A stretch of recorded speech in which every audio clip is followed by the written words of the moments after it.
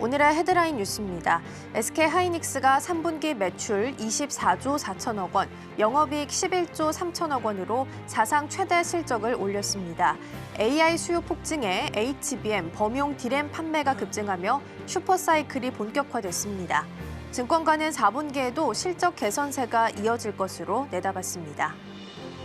두 번째 한미 정상회담이 29일 오후 에이펙 개최지인 경북 경주에서 열립니다. 트럼프 대통령은 일본 방문을 마치고 이날 한국으로 입국해 회담에 참석할 예정입니다. 이번 회담에서는 한미 관세 협상과 동맹 현대화 등 주요 현안이 논의될 전망입니다.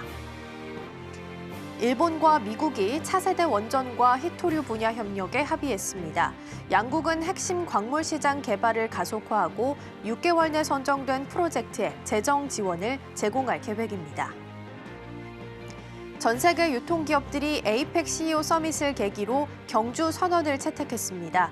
선언문에는 유통혁신이 시민 삶의 질과 경제 발전을 이끈다는 인식을 바탕으로 혁신 모델 교류와 협력을 강화하자는 내용이 담겼습니다. 시청자 여러분 안녕하세요. 여러분의 성공 투자를 응원합니다. 출발 증시와이드 2부 시작합니다. 진행의 이가은입니다. 어제 뉴욕 증시는 상승 마감했습니다. 장중으로도 종가 기준으로도 3대 지수 모두 다 사상 최고치를 기록했습니다. 밤사이에는 엔비디아 GTC에서 젠슨항 CEO의 기조 연설도 있었습니다. AI 버블론을 꺼트렸다라는 게 가장 주된 포인트가 되겠고요. 양자 컴퓨터나 원전에 대한 이야기들도 있었는데 이어지는 코너에서 점검해 보겠습니다. 우리 시간으로는 오늘 오전 10시 40분 트럼프 대통령이 경주로 도착할 것으로 좀 예정이 되고 있는 상황입니다. 오늘 쏟아지는 뉴스가 많을 것으로 보입니다. 하나씩 들어오는 대로 챙겨보면서 전략들 함께 세워보도록 하겠습니다. 자, 그럼 이어서 오늘 저희가 준비한 코너 함께 소개해드리도록 하겠습니다. 첫 번째 코너로는 빅애플 스탁 준비되어 있습니다. 엔비디아 GTC 기조 연설에서 젠슨항 CEO의 발언들과 지수에 대한 내용들 함께 살펴보겠습니다. 두 번째로는 와이드 리포트 준비되어 있습니다. 음극재 쪽에서 중국 쪽에 대한 반사수의 기대감이 가장 큰 게 바로 코스코 퓨처엠입니다. 그런데 어제 이제 외사에서 매도 리포트가 나오기도 했었는데요. 그럼에도 불구하고 주목해 볼 만한 이유들 리포트 통해서 함께 살펴보겠습니다. 자, 그럼 출발 증시와이드 2부 본격적으로 시작해 보도록 하겠습니다.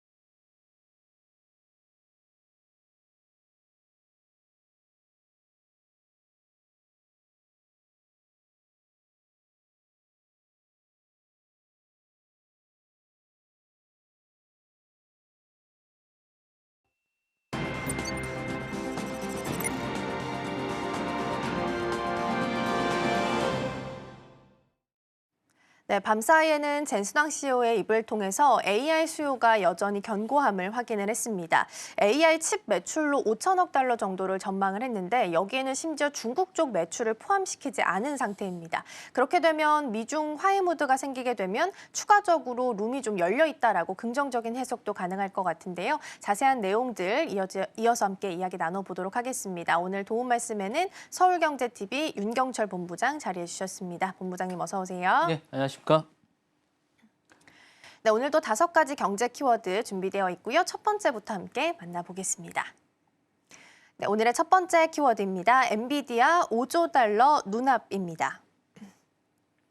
네, 시총 1위 기업인 엔비디아의 주가가 5% 가까이 급등을 하면서 종가를 형성을 했고요. 지수 자체를 좀 끌어올리는 데도 큰 역할을 한 바 있습니다. 어제 자세한 마감 상황과 기조연설 내용들 함께 짚어볼까요? 일단 뭐 어제 전체 지수는 다 상승해서 사상 최고치를 기록했고요. 특히 나스닥이 이제 0.8% 정도 상승해서 상당히 많이 올랐다라고 말씀드리고 싶은데 그 전반적인 뉴욕 증시를 끌어올린 건 아마 이제 엔비디아가 아닐까라는 생각이 듭니다. 그래서 뉴욕 증시에서 엔비디아는 전날보다 4.98% 오른 201.03달러의 거래를 마감했습니다. 장중한테 203달러까지 가서 깜짝 놀라게 했는데 저도 이제 뭐 자다가 이렇게 보고 있었는데 갑자기 막 올라가는 거여서 상당히 놀랐었는데 52주 신고가를 새로 썼습니다. 종가 기준으로 상장 이래 역대 최고가가 아닐까라는 생각이 드는데 종가 기준으로 따지면 이제 시가총액이 4조 8,850억 달러입니다. 그러니까 5조 달러가 얼마 남지 않았다라고 보시면 될 것 같고 지금 이제 어쨌든 5조 달러를 향해서 세 기업이 이제 경쟁을 하고 있죠. 애플과 이제 MS 같이 하고 있는데 가장 먼저 도착하지 않을까라는 생각이 듭니다. 이런 어떻든 그 상승에는 아마 이제 엔비디아 CEO 젠순왕 CEO의 어쨌든 발언 때문인 것 같은데요. 같은 날 워싱턴 DC에서 열렸던 행사에서 GTC 2025라는 행사가 있었는데 이날 행사에서 최고 경영자인 젠순왕은 이렇게 얘기했습니다. 우리는 AI 버블 속에 있지 않다. 그러니까 AI 버블을 이제 일축한 것이죠. 그러니까 AI 모델과 서비스는 실제로 사용되고 있고 어쨌든 사람 가까이 비용을 지불하고 있다. 이게 상당히 중요한 의미인데 닷컴 버블과 계속 많이 비교를 합니다. 그러다 보니까 닷컴 버블 때 현상처럼 이게 곧 꺼지지 않겠느냐. 너무 돈이 많이 몰리고 있다. 이게 블랙홀처럼 모든 걸 빨아들이고 있다라고 얘기를 하고 있는데 젠슨왕 CEO는 돈을 많이 벌기 때문에 많은 것들을 빨아들이고 많은 것들이 중심에 서 있다라고 얘기를 하고 있는 거고요. 젠신왕 CEO는 엔비디아 이제 차세대 AI 칩인 블랙힐 프로세서에 대해서 많이 얘기했습니다. 루빈과 뭐 이런 것들이 내년까지 전례 없는 매출 성장세를 이끌어낼 것이다라고 이야기를 했습니다. 또 이제 엔비디아의 장점은 이런 것 같아요. 우버라든가 팔란티라든가 크라우드 스트라이커 등 다수의 기술 기업들과 함께 이제 협력 관계를 발표하고 있고 수익을 내고 있다는 거죠. 그러니까 AI 생태계 전반에 걸친 파트너십을 강조하고 있으면서 그리고 여기에 거쳐서 이제 양자 컴퓨터와 자사 AI 칩을 연결하는 새로운 시스템도 공개하면서 AI의 기술의 경계가 과연 어디까지인지를 이제 궁금하게 만들었습니다. 그래서 이런 부분에 따라서 이제 어쨌든 얘기를 하고 있고요. 엔비디아가 상승되면 다른 빅테크도 같이 상승이 되고 있습니다. 마이크로 MS도 오픈AI라는 전환 협업 속에서 이제 1.98% 상승해서 시가총액 4조 292억 달러를 기록했습니다. 애플 역시 영지 장중 한때 4조 달러를 돌파하면서 엔비디아 MS에서 4조 달러 클럽의 세 번째 멤버가 됐는데 다만 종가 기준으로 약간 조정이 돼서 3조 9천억 달러 정도의 마감을 했다라고 말씀드리고 싶습니다. 그래서 전반적으로 강세를 다 띄고 있는데 이 중심에는 엔비디아가 있다라고 보고 있으면 될 것 같습니다. 네, 어제는 엔비디아 급등을 배경으로 해서 3대 지수 모두 장중과 종가 기준으로 사상 최고치를 기록을 했습니다. GTC 기조연설에서 다양한 이야기들이 나왔지만 가장 중요한 포인트는 AI 버블에 대한 우려를 좀 꺼트렸다라는 부분이 아닐까라는 생각이 드는데요. AI 버블론 정말 걱정하지 않아도 되는지 궁금합니다. 어떻게 보고 계실까요? 일단은 당분간은 뭐 약간 좀 다른 게 좀 있습니다. 그러니까 이게 만처럼 이제 젠수당 CEO가 가장 중요한 얘기를 했는데 이런 것 같아요. AI는 더 이상 가능성이 아닌 실제 작동하는 선. 그러니까 이게 닷컴은 가능성에 이제 투자를 하고 미래 산업에 투자를 했다면 AI는 지금 돈을 벌어들이고 있고 상위 어쨌든 시총의 상당 부분을 차지하고 있다는 게 의미가 있을 것 같습니다.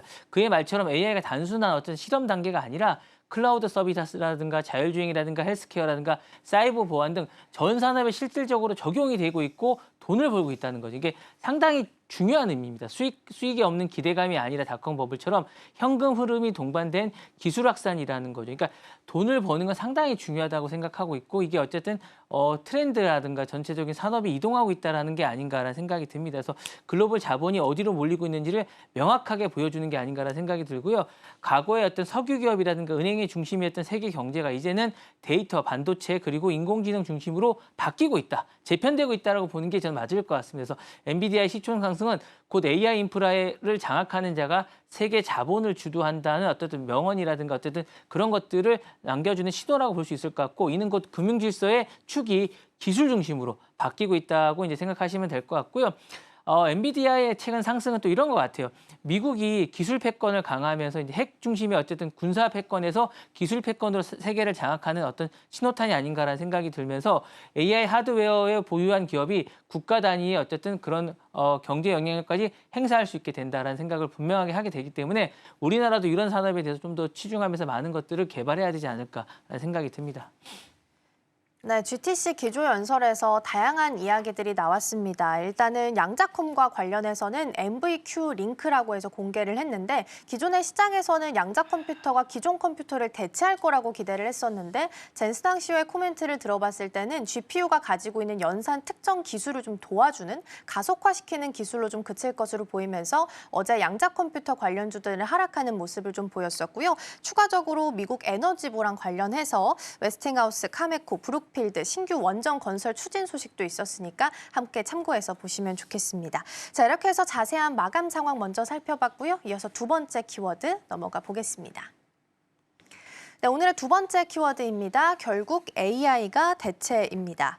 미국 전자상거래 업체인 아마존이 최대 3만 명 규모의 본사 인력을 감축시킨다라고 발표했습니다. 이 규모 자체만 놓고 봤을 때는 본사에 있는 전체 직원 중에 10% 정도의 규모이기 때문에 사실상 굉장히 크게 좀 볼 수 있을 것 같은데요. 자세한 내용 먼저 확인을 좀 해볼까요?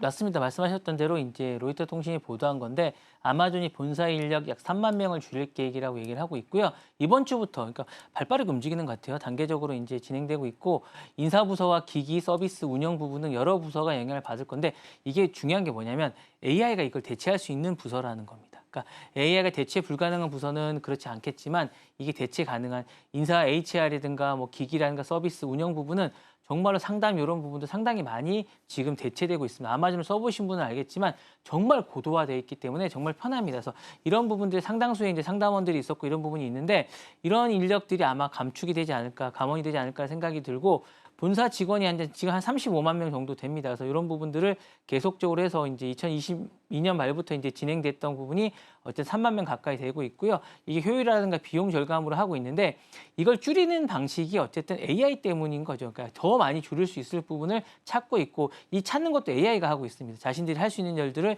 AI가 찾고 있고 인력 구족 재편을 하고 있다라는 게 이제 우리가 이제 던져주는 메시지가 상당하다라고 생각하시면 될 것 같고요.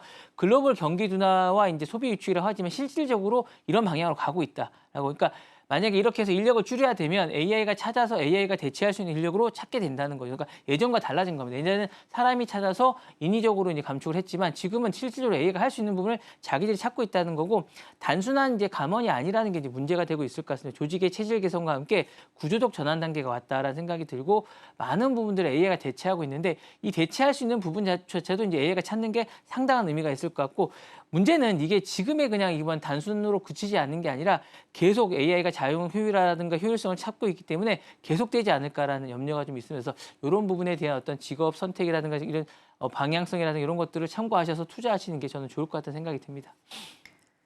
네, AI를 통해서 전반적으로 기업들은 효율화를 추진하고 있다 보니까 인력 감축에 대한 시도가 나오고 있다는 포인트 짚어주셨습니다. 자, 그렇게 보면 이번 감원이 미국의 IT 업계 전반에도 파급 효과를 좀 미칠 것 같은데요. 어떻게 예상이 좀 되고 있을까요? 정확하게 보신 것 같습니다. 왜냐하면 이미 메타 같은 경우는 이걸 따라서 같이 하고 있고 MS도 하고 있습니다. 그래서 지금 뭐 레이오프라고 그러죠. 이제 고용, 이제 해고에 대한 이런 부분들에 대해서 미국이 좀 우리나라보다는 약간 유연성이 좀 있다고 보실 수 있는데 이게 어쨌든 AI를 통해서 이런 것이 전반적으로 이제 고용 확대보다는 생산성, 얼마만큼 기업이라기 때문에 효율성을 얼마나 더 높일 수 있냐는 게 이제 옆에 새로운 방향성이라 생각할 수 있을 것 같은데 이런 방식으로 이제 갈 것 같습니다. 그래서 AI 자동화, 클라우드 최적화가 가속화되면서 단순 운영직이라든가 관리직의 인력 수요 그리고 이런 것들을 대체 가능한 것들은 계속 점점 줄어들고 있고요. 지금 이제 IT 업계는 특히 그렇습니다. 그래서 확장보다는 효율, 고용 중심보다는 기술 중심으로 패러다임이 바뀌고 있습니다. 그래서 팬데믹 이후에 사실 이제 인력이 상당히 많이 이제 유지하는데 급급했었는데 이런 것들이 기업들이 비용 절감이라든가 구조 단순화에 초점이 맞춰지고 있는데 그러다 보니까 이제 단기적으로는 감원을 해서 노동 시장이 불안해질 수밖에 없습니다. 그러니까 장기적으로는 AI라든가 이런 클라우드로 이제 인력들이 자신들이 충전돼서 바뀌겠지만 지금은 어쨌든 타격을 입을 수밖에 없다라는 생각이 들면서 고부가가치 영역의 인력 재편이 본격화되는 게 아닌가라는 생각이 들고 인력 재편이 되겠지만 전체 인력의 파이는 줄어드는 방법으로 가지 않을까라는 생각이 들면서 미국 IT뿐만 아니라 전 세계의 이제 인력들이 약간 이런 식으로 재편될 것 같고요. 인력 중심의 산업에서 AI 통합 산업으로 넘어가는 어떤 과도기라고 보시면 될 것 같은 그런 생각이 듭니다. 네, 앞으로는 이 AI를 사용해서 효율화 전략을 취하기 위해서 인력 재편이 좀 일어날 수 있겠다라는 부분까지 언급해 주셨습니다. 두 번째 키워드까지 만나봤고요. 다음으로 넘어가 보시죠. 네, 다음 키워드입니다. 머스크 위키피디아 만들었다이고요. 일론 머스크가 위키피디아의 대항마로 AI 백과사전을 현지 시간 27일 출시했다고 합니다. XAI의 AI 모델인 그록을 활용해서 그로키피디아라는 것을 공개를 했다고 하는데요. 자세한 내용 먼저 짚어보겠습니다. 일단 만들었습니다. 만들었고요. 화가 나서 만든 것 같고요. 근데 이게 좀 이따 얘기하겠지만 얼마만큼 잘 만들었느냐, 누가 많이 쓰느냐가 상당히 중요한데 만든 것 자체가 의미 있는 건 아닌 것 같습니다. 일단 뭐 그 자체에 의미를 둘 수도 있겠지만 뭐 일론 머스크니까요. 그래서 머스크가 XAI 모델인 그록을 기반으로 백과사전 서비스인 그로키피디아 V0.1을 이제 공개했습니다. V0.1은 사실은 버전 0.1이죠. 아직 뭐 시험 단계 초기 베타 버전을 의미합니다. 그래서 만든 것 자체에 의미가 좀 있을 것 같고요. 기존 위키피디아 이용자들처럼 직접 글을 쓰고 편집하는 방식이 아니라 AI가 실시간으로 데이터를 분석해 작성, 수정하는 그런 시스템이 아닐까라는 생각이 드는데 이거를 지금 뭐 전체 시장에서도 후발주자고 이런 데 많이 쓸 수 있을까? 그리고 뭐 일론 머스크는 이거에 대해서 어쨌든 편향성 없는 객관성 있는 정보 제공이 가능해질 것이라고 하고 AI가 이제 기존 백과사전의 한계를 넘어설 것이라고 강조하고 있지만 근데 이게 사실은 뭐 제가 볼 때는 크게 의미를 두는 게 맞나 잘 모르겠습니다. 계속 말씀을 드리지만. 어쨌든 이 만든 이유는 다 간단합니다. 이제 위키피디아가 좌편향적 시각을 두고 있다라고 공개적으로 얘기했고 본인에게 불편하다는 거. 좌편향적이라는 건 사실 본인에게 불편하다는 얘기를 하고 있고 그러면서 이제 2023년에 10억 달러를 줄 테니까 팔아라 이렇게 얘기하면 조롱한 바도 있습니다. 이제 이런 불만 끝에 반응이 없자 이런 불만 끝에 머스크가 결국 대안을 만들겠다고 판단을 내린 것으로 보입니다. AI를 통해서 정치적 편향이 없는 정확한 편향성을 만들겠다는 건데 이게 자기 뭐 정치적 편향성이라기보다는 자기 마음에 만드는 그런 걸 만들겠다는 생각인 것 같고요. 전문가들은 근데 이렇게 얘기하고 있습니다. 정보 신뢰성과 중립성을 둘러싼 새로운 실험장이라고 얘기하는데 제가 볼 때 보다 많은 사람이 쓸 수 있겠느냐. 그러니까 이게 뭐 어쨌든 상업적으로 가능하겠느냐라는 생각이 좀 드는데 XAI가 지금 상업적으로도 상당히 많이 뒤져 있는데 그로키피디아도 마찬가지일 거라는 생각이 들고요. 그다음에 편향성 오류 문제도 여전히 숙제로 남아 있잖아요. 왜냐하면 그록이 이 부분에 대해서 뭐 약간 그런 부분이 많이 있다라고 이제 편향된 답변을 많이 내놓고 있기 때문에 이 부분에 논란이 될 가능성이 상당히 있으면서 이 부분이 사실은 이제 자신은 X와도 이제 결합해서 하겠다는데 지금 뭐냐면 이 X라든가 기본적으로 이제 그록이라든가 이런 것들이 1위 기업이 아닙니다. 그래서 둘이 합쳐봤자 1위가 안 됩니다. 뭐 3위, 2, 3위 정도 되는 기업들을 계속 합쳐서 얘기하는 게 결합하는 게 시너지가 나겠느냐는 의문도 좀 있어서 향후에는 이게 얼마만큼 많은 사용자들이 얼마만큼 편향성 없는 정보를 내놓느냐가 관건이 아닐까. 내놨다는 자체는 뭐 의미가 있을 수 있겠지만 실질적으로 이런 게 더 의미가 있지 않을까라는 생각이 듭니다. 네, 그록을 활용한 그로키피디아라는 부분을 좀 공개했다라는 내용 좀 살펴보고 있습니다. 방금 전에 편향성에 대한 이야기를 좀 주셨는데 기준을 어디에 삼는지가 좀 중요해 보이긴 합니다. 머스크가 말하는 정확한 정보의 기준은 어디에 둘 수 있을까요? 자기에게 좀 유리한 그런 기준 아닐까요? 자기한테 좀 유리하게 이런 것 같아요. 그러니까 왜냐하면 이걸 왜 이렇게 얘기하냐면 그록의 편향성 얘기가 나왔을 때 그록이 그렇게 뭐 자연스럽게 얘기는 하진 않았어요. 그러니까 이 부분에 대해서 뭐 수정을 하겠다 정도지 완전히 개편하겠다라든가 뭐 의견을 받아들이게 오픈AI라든가 뭐 이런 쪽에서 얘기하는 그런 쪽의 그런 반응이 아니었단 말이에요. 그러면 이게 그로키피디아도 뭐 그런 방향성을 따라가지 않을까라는 생각이 듭니다. 그래서 사실상 이제 그 머스크가 말하는 정확한 정보라는 게 단순 사실관계에 맞는 수준을 넘어서 해석과 의도 왜곡 없는 정보를 얘기하는 건데 이게 자기 기준이란 말이에요. 그래서 이게 잘 모르겠다는 거 생각이 좀 듭니다. 그래서 기존의 위키피디아 편집자들이 정치 성향이나 문화적 관점에 따라 정보가 달라지는 건데 이게 그로키피디아는 AI 기반의 데이터 기반을 하고 있는데 AI가 지금 그록이 약간 편향성을 나타내고 있다는 의혹이 되기 때문에 이 부분이 정확할지 잘 모르겠습니다. 그래서 AI가 정확성 판단 기준 자체가 학습된 데이터를 의해서 결정된다는 건데 사실 데이터가 어떻게 쌓이느냐, 어떻게 축적을 시키느냐는 것이기 때문에 이 역시도 인간이 설계하는 겁니다. 그래서 이 부분이 사실은 약간 뭐 자신에게 유리한 쪽으로 되지 않을까라는 생각이 들고 완전히 재개할 수 있느냐라는 의문도 좀 있습니다. 대부분 전문가들이 물어보면 아니라는 거거든요. 그래서 이랬을 때 과연 이런 것들이 설득력이 갖겠느냐. 결국 인간의 편향에 따라서 다른 형태로 재편되는 게 축적된 데이터로 만드는 게 어쨌든 이 AI 기반인데 그렇기 때문에 이 과정에서 사회적 검증 메커니즘을 보완해야 된다는 거죠. 그래서 어쨌든 팩트 체크라든가 이런 것들을 하겠냐는 건데 그런 걸 지금 안 하는 방향으로 가고 있기 때문에 이게 약간 좀 우려스럽다라고 말씀드리고 싶습니다. 네, 이렇게 해서 그로키피디아까지 키워드 잘 살펴봤고요. 다음으로 넘어가 보겠습니다. 네, 다음 키워드입니다. 엔트로픽이 돈을 더 잘 번다라는 키워드이고요. 엔트로픽이 오픈 AI보다 수익률이 더 좋다라는 이야기들이 좀 나오고 있습니다. 엔트로픽의 매출 구조를 봤을 때 80% 정도가 기업에서 나오고 있는 거기 때문에 안정적으로 수익 창출 구조를 만들어가고 있다라는 측면에서 이야기가 좀 나오고 있는 것 같은데요. 자세한 내용 먼저 짚어주시죠. 이건 이제 제가 볼 때 엔트로픽이 프레임을 잘 짠 것 같아요.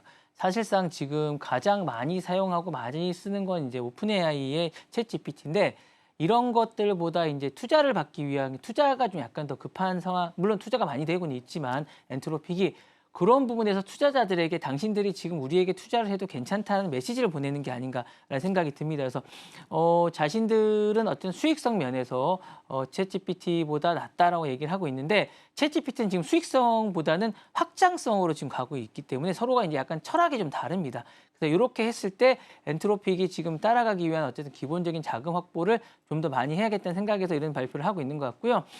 그래도 이제 의미 있다라는 어쨌든 모델인 것 같아요. 그 어떤 표본 자체를 약간 다르게 구성을 해서 이제 발표를 한 건데 블록체인 매체인 크립토폴리탄에 따르면 오픈AI가 챗GPT를 통해서 어쨌든 지금 800만 명 연간 130억 달러의 수익을 올리고 있는데 이 중 70% 말씀하신 70%에서 80% 정도가 개인 구독자에서 나오고 있다라고 합니다. 그러니까 기업 구독자가 작다는 건데 이것도 이제 우리가 보시면 뭐냐면 원체 파이가 크기 때문에 사용자 중에 전체 개인이 많고 기업이 적은 것이지 이게 엔트로픽처럼 기업이 더 많다라고 하면 이게 사용자가 엔트로픽은 개인이 적다는 겁니다. 그러니까 원체 파이가 적기 때문에 이 파이 중에 기업이 그러니까 전체 기업이 저는 양쪽 다 기업 구독자가 많다고 봅니다. 거의 공통되다고 보는데 그렇기 때문에 전체 파이 시장에서 너무 많은 파이에서 기업이 차지하는 비중이 적다라고 보시면 될 것 같은데 엔트로피가 그런 차이가 있다라는 생각이 좀 들거든요. 그래서 이런 부분이 약간 차이가 있기 때문에 약간 이 통계의 오류라든가 통계의 어떤 이런 걸 가지고 약간 장난친 게 아닌가라는 생각도 듭니다. 어쨌든 이런 부분이 있는데 그렇더라도 어쨌든 혹하게 만드는 어쨌든 그런 발표였습니다. 그래서 전체 매출의 80%를 기업이 얻고 있다. 기업 고객이 장기 계약을 유치하기 때문에 수익이 훨씬 안정적이고 AI 활용이 비용 절감에서 향상성이 연결되는 구조라고 얘기하고 있습니다. 그래서 엔트로픽의 어떤 AI 모델인 클로드가 같은 경우에 코딩이라든가 법률 검토라든가 청구서라든가 자동화라든가 기업이 실질적으로 임무에 어쨌든 하는 통합 구조로 되어 있다라고 하면서 훨씬 더 유리하다. 우리가 더 좋다라고 얘기하고 있고 이런 부분을 얘기하고 있는데 제가 볼 땐 이런 거 다 이제 오픈AI에서 합니다. 챗GPT에서 하고 있고 실질적으로 이제 비용 절감이나 이런 것들을 하고 있는데 엔트로픽은 어쨌든 이 부분을 자신들이 안정적으로 하는데 이걸 또 간과하는 부분이 좀 있는 것 같아요. AI 시장이라는 게 사실 한번 쓰면 잘 안 바꿉니다. 잘 안 바꾸고 계속 쓰기 때문에 기업이 더 안정적이고 개인이 덜 안정적이다. 이건 좀 안 맞는 것 같습니다. 왜냐하면 저는 이 부분은 약간 좀 설득력이 없다고 생각하는데 이게 전통적인 개념에서 가지고 왔기 때문에 그런 것인데 사실은 이런 거는 제가 볼 때 오픈AI라든가 뭐 제가 볼 때 이 엔트로피라든가 둘 다 똑같다고 보는 거죠. 얼마만큼 파이가 크냐가 더 중요하기 때문에 기업이냐 개인이냐는 상당히 저는 큰 의미가 없지 않을까라는 지속 가능한 수익에서도 큰 차이가 없다라고 생각이 듭니다. 네, 오픈 AI는 개인으로 그리고 엔트로픽은 기업을 중심으로 해서 수익 구조 창출이 좀 나오고 있는 부분이 가장 큰 차이점이 될 수 있을 것 같습니다. 그러면 애초에 개인 구독자를 중심으로 하는 것과 기업을 중심으로 하는 이런 전략의 차이점을 세우게 된 배경은 어디서 찾아볼 수 있을까요? 저는 똑같이 출발했다고 봐요. 처음에는 똑같이 출발했다고 봤는데 제가 오늘도 이제 말씀드렸지만 통계를 이렇게 내는 거예요. 그러니까 원체 파이가 크기 때문에 그 안에서 어쨌든 그러니까 뭐 바닷물에 잉크를 하나 떨어뜨린 거랑 뭐 이거 극단적인 얘기지만 컵에 잉크 한 방울을 떨어뜨리는 건 차이가 많거든요. 효과가 그 차이라고 보시면 될 것 같습니다. 그러니까 오픈AI가 바닷물이라고 생각하신다면 이 어쨌든 이 좀 약간 제한된 공간에서 어쨌든 잉크 한 방울 떨어뜨리는 영향력이 좀 있기 때문에 요 차이로 보시면 될 것 같습니다. 그래서 이렇게 차이가 있기 때문에 철학은 그렇게 되는데 어쨌든 너무 많은 개인 사용자들이 늘어나다 보니까 똑같은 기업 어쨌든 이런 걸 추구하고 있지만 엔트로픽이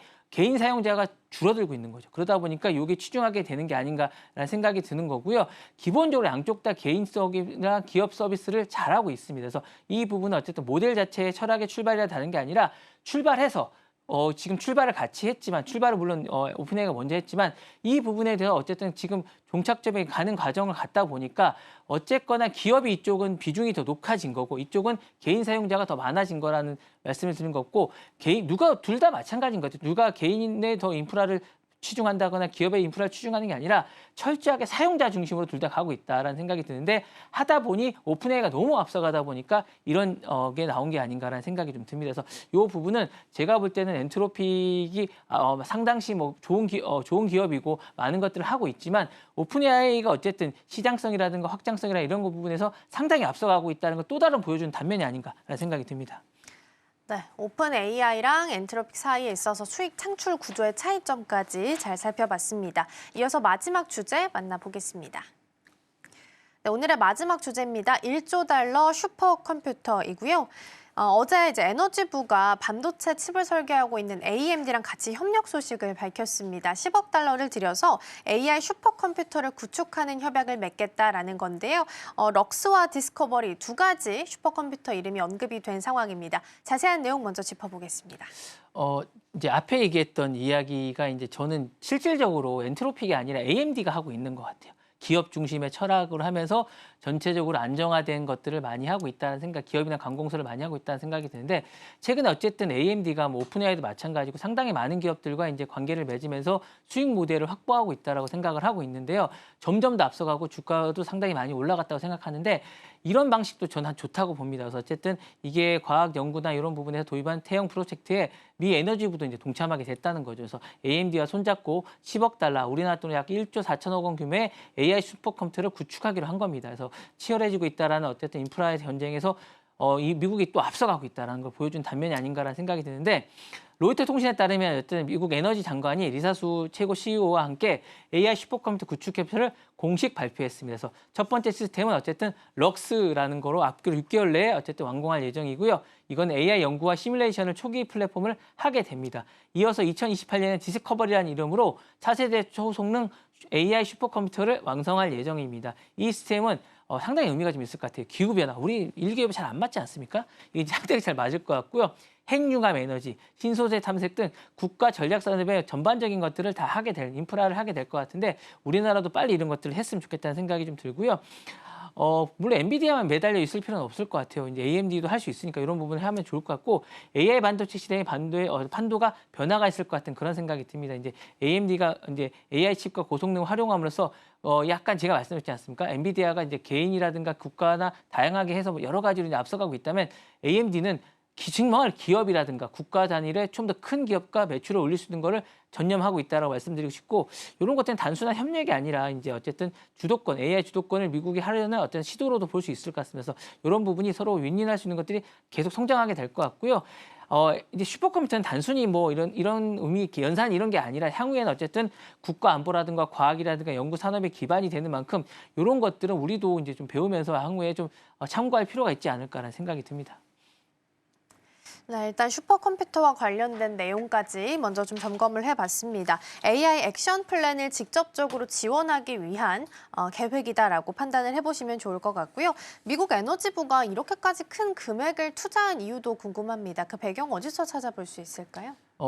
AI가 이제 어쨌든 국가의 많은 의사결정이라든가 사람을 살릴 수 있는 결정을 할 수 있을 것이란 판단을 하게 되기 때문에 그런 것 같아요. 그러니까 이게 뭐냐면 얼마 전에 이제 저희가 말씀드린 것처럼 어쨌든 군사 작전에도 AI가 투입된다고 하잖아요. 그러니까 한 나라를 이끌어가는 많은 결정이 사람들을 살리고 죽일 수도 있거든요. 그러니까 이런 부분에 흥망성쇠를 결정한다는 측면에서 상당히 중요한데 그동안은 어쨌든 데이터를 하고 사람이 결정했다면 이걸 좀 보다 합리적으로 AI가 결정할 수 있는데 이런 AI를 보다 정밀하게 하나하나를 염두에 두고 결정할 수 있다는 게 슈퍼컴퓨터이기 때문에 그래서 하는 것 같습니다. 그래서 이게 방대한 데이터를 분석하고 스스로 패턴을 찾아가는 형식이기 때문에 이런 부분에 대해서 이런 거 에너지부가 아마 이런 반영을 한 게 아닌가라는 생각이 들고 국가 핵심 산업에서 전반적인 AI를 통합하려는 그런 움직임인 것 같습니다. 그래서 앞으로도 이제 기술 패권이나 전략적 자립에서도 이런 부분이 상당히 많이 차지하게 될 것 같고요. 전년산 부분에 엔비디아 GPU에 의존하고 있는데 엔비디아 GPU가 상당히 모자르고 있습니다. 전 세계가 많이 쓰다 보니까 그런 측면에서 오히려 엔비디아와 거의 맞먹는 실력을 가진 AMD와 이런 걸 하게 됐다라는 생각이 좀 들고 국가 차원에서 안보라든가 기술 패권이라든가 이런 것들을 하면서 향후에 이제 계산을 넘어서 이제 향후에 지능형 과학 파트너로서 AI를 잡아가게 되지 않을까 그리고 이제 슈퍼컴퓨터를 잡아가게 되지 않을까라는 생각이 들어서 AI를 이제 보조 도구가 아닌 과학 연구의 동반자로 생각하는 게 아닌가라는 생각이 들어서 이런 어쨌든 생각에 시각의 전환 같은 것들은 우리가 참고해 볼 필요가 계속 말씀드리지만 있을 것 같다라고 생각이 들고요. 이런 부분이 이제 미래과학의 두뇌라고 말씀드릴 것 같습니다. 그래서 이런 것들을 우리도 계속 개척하고 투자를 해야 된다라고 말씀드리고 싶습니다. 네, 어제 미국 에너지부는 협력한 곳을 한 군데 더 밝히기도 했죠. 그게 엔비디아입니다. 엔비디아랑은 같이 7대 정도 슈퍼컴퓨터를 구축할 것으로 밝힌 상황이고요. 양자 컴퓨터를 기반으로 구성할 것으로 알려져 있고 만들어지고 나면 국립연구소에 배치될 예정이다라는 부분도 함께 참고해 보시면 좋겠습니다. 자, 이렇게 해서 5가지 경제 키워드 잘 살펴봤고요. 본부장님과는 여기서 인사 나누겠습니다. 오늘 말씀 고맙습니다. 네, 감사합니다.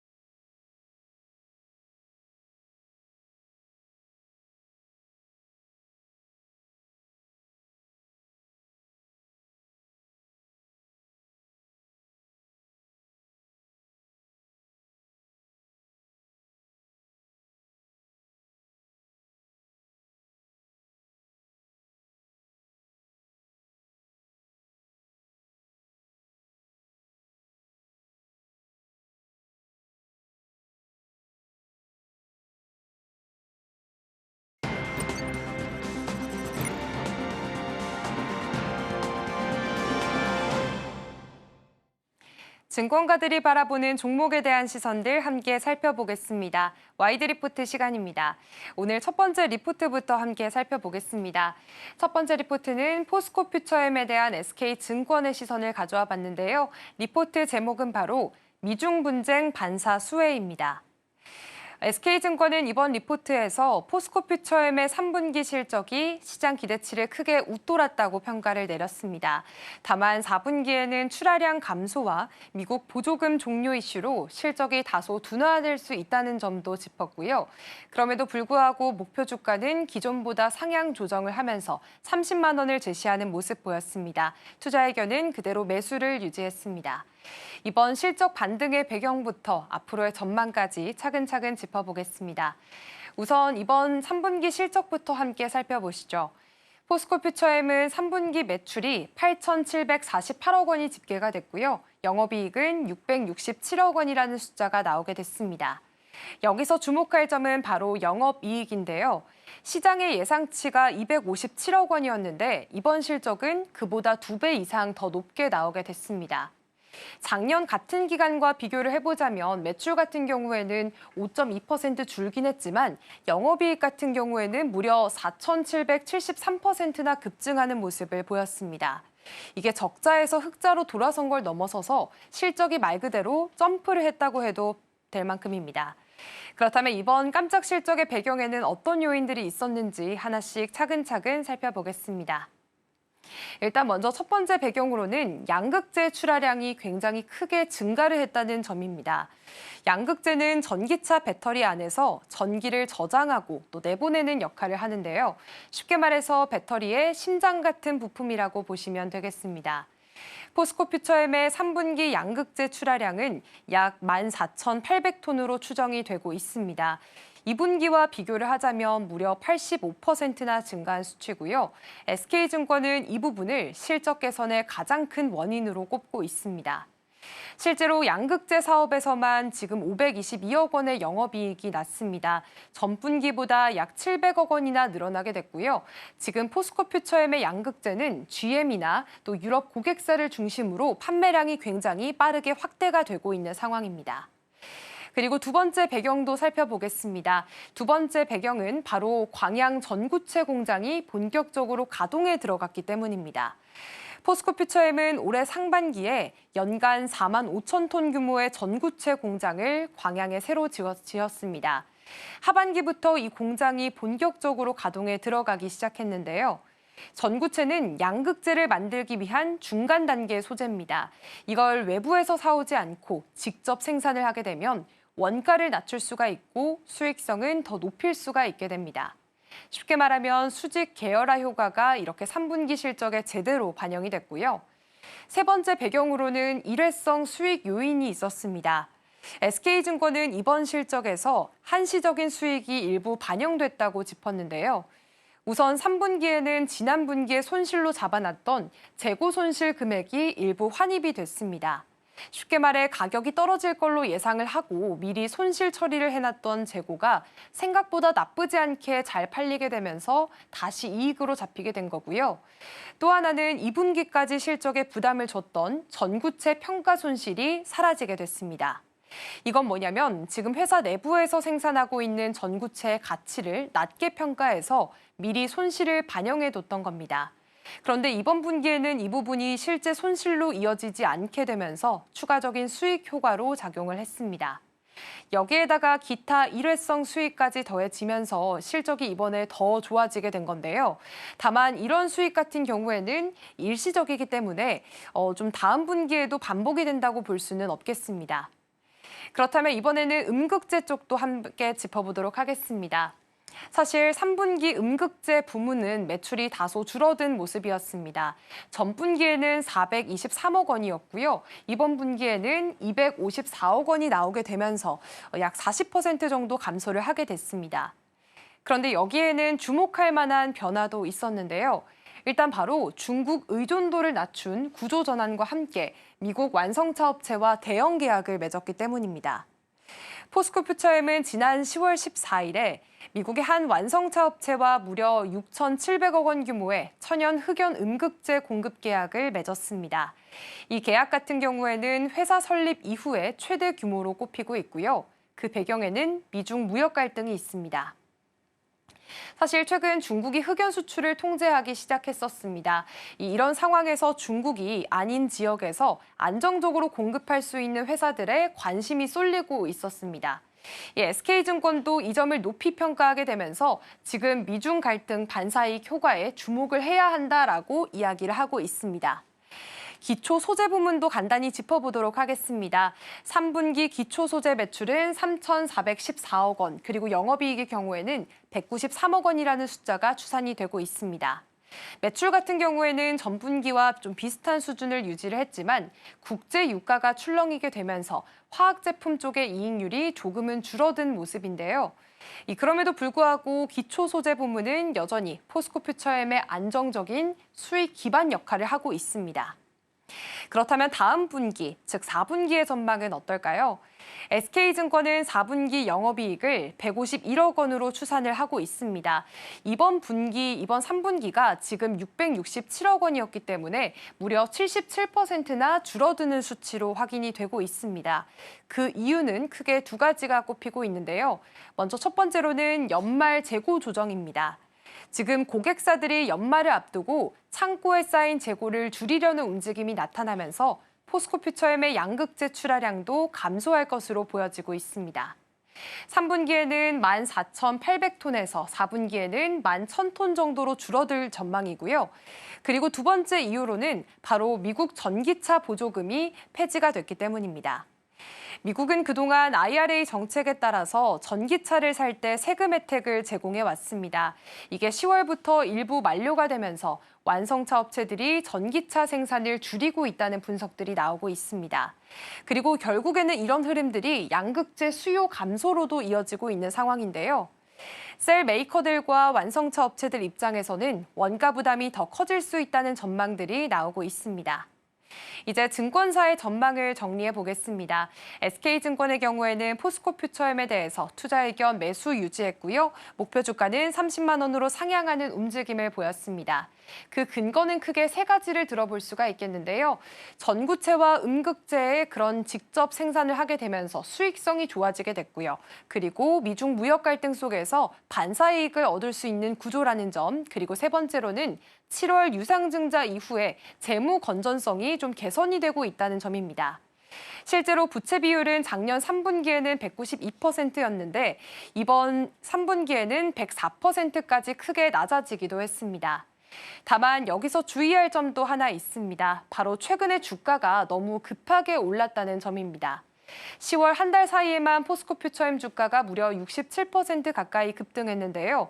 이렇게 단기간에 많이 오르다 보니까 일부 증권사에서는 이제 추가 상승 여력이 크지 않다라고 이야기를 하면서 투자 의견을 중립이나 보유로 낮추는 분위기도 있습니다. 실제로 3분기 실적 발표 이후에 보고서를 낸 15개 증권사 중에서 9곳이 매수가 아니라 보유나 트레이딩 바이의 의견을 냈습니다. 그렇다면 어제자 주가는 어땠을지 함께 살펴보도록 하겠습니다.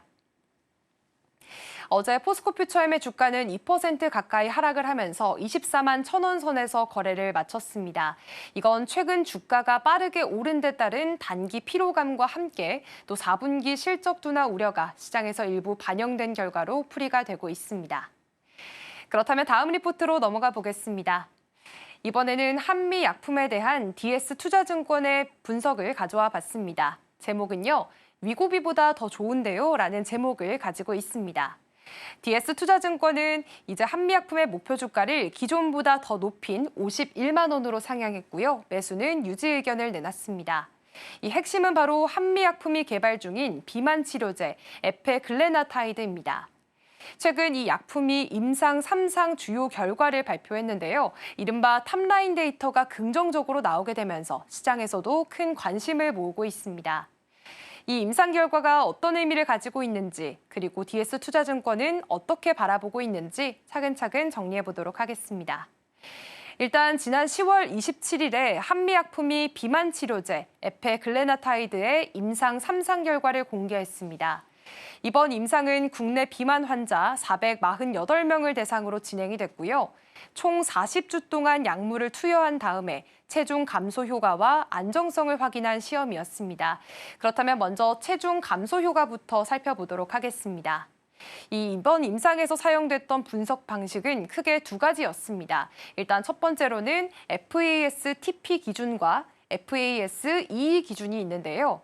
먼저 FAS-TP 기준 같은 경우에는 환자가 약물을 중간에 그만두거나 또 복용이 불규칙하더라도 애초에 계획했던 치료대로 결과를 분석하는 방식입니다. 즉 실제 우리가 약을 복용하는 현실적인 상황에서 좀 가까운 해석으로 해석해 볼 수가 있겠고요. 반면에 FAS-EE 기준 같은 경우에는 약을 끝까지 또 정확하게 복용한 사람들만 따져보는 분석입니다. 그러니까 약을 이상적으로 잘 복용했을 때 효과를 보여주는 방식이라고 보시면 되겠습니다. 그렇다면 실제 결과는 어땠을까요?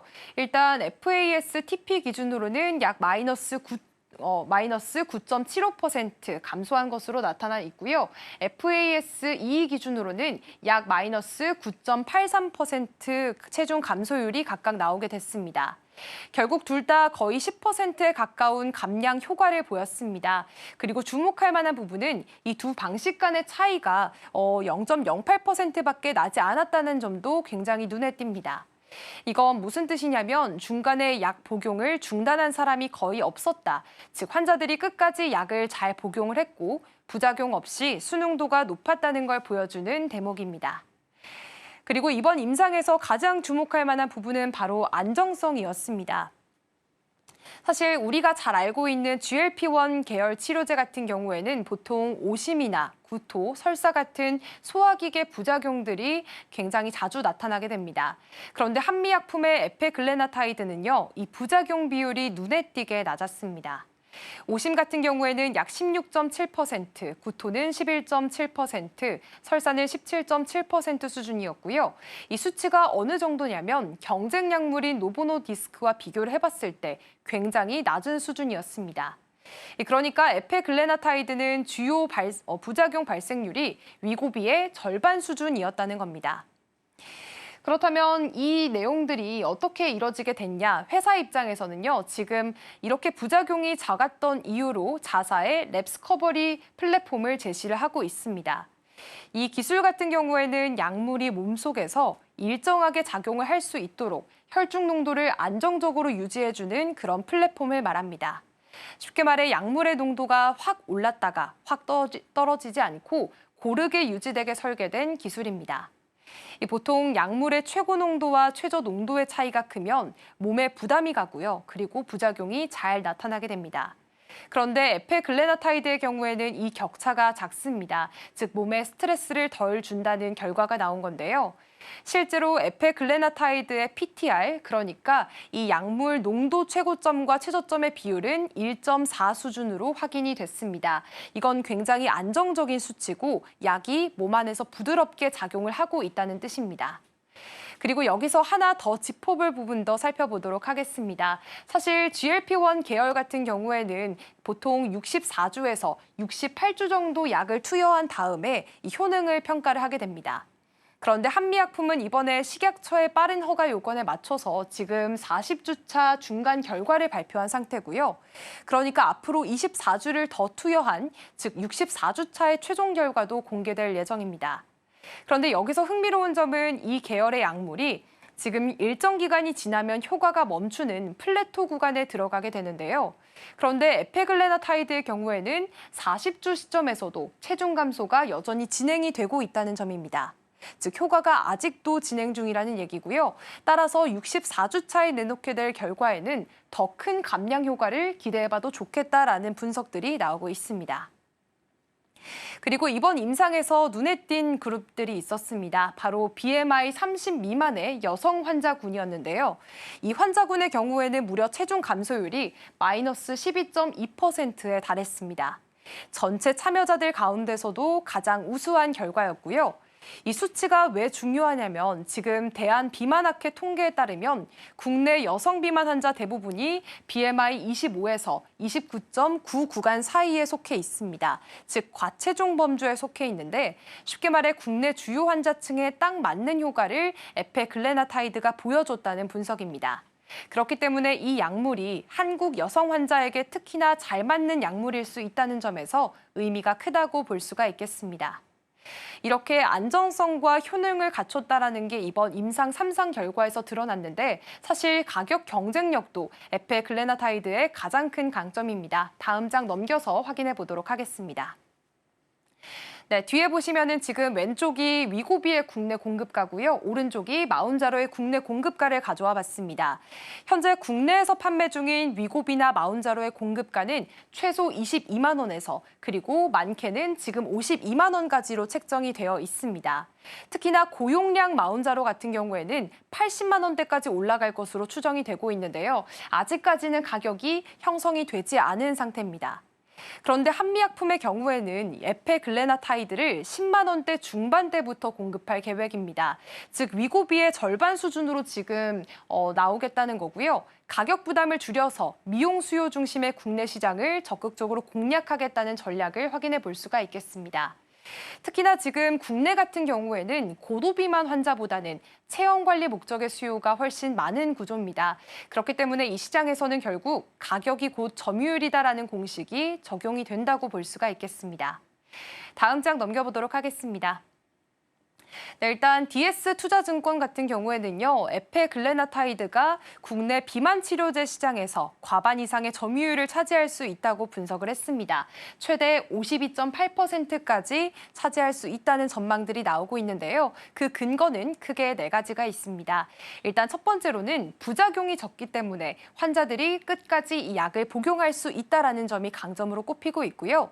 그리고 두 번째로는 지금 위고비와 유사한 효능을 가지고 있습니다. 체중 감소 효과가 좋기 때문에 약효 자체도 글로벌 약물과 비교했을 때 뒤처지지 않는 상황입니다.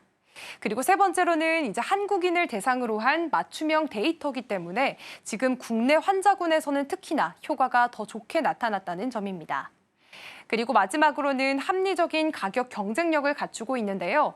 앞서 살펴봤던 것처럼 가격 부담이 현저히 적기 때문에 시장 점유율 확보에 그만큼 유리하게 작용할 수 있다는 의미가 되겠습니다. 이런 모든 결과들을 바탕으로 해서 지금 DS투자증권은 한미약품의 목표 주가를 기존 47만 원에서 51만 원으로 상향하는 모습을 보였고요. 투자 의견 매수 그대로 유지했습니다. 에페글레나타이드의 임상 결과를 지금 긍정적으로 평가하는 모습이 확인이 되고 있습니다. 그렇다면 어제장의 주가 흐름도 함께 살펴보도록 하겠습니다. 네, 어제 한미약품의 주가는 5% 넘게 하락을 했습니다. 40만 5,500원 선에서 거래를 마쳤는데요. 사실 이번 임상 결과가 발표된 건 이번 주 월요일이었습니다.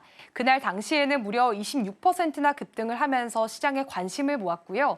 하지만 어제 같은 경우에는 좀 차익을 실현하려는 매물이 나오게 되면서 일부 하락세를 보인 것으로 풀이가 되고 있습니다. 그러나 지금 증권가에서는 2026년을 한미약품의 도약 시점으로 보고 있습니다. 2026년에 에페글레나타이드를 시작으로 해서 후속 파이프라인들의 성과 발표까지 이어지게 될 예정이니까요. 앞으로의 실적과 신약 가치가 함께 올라갈 수 있는지 계속해서 기대해 보셔도 좋을 것 같습니다. 지금까지 와이드 리포트였습니다.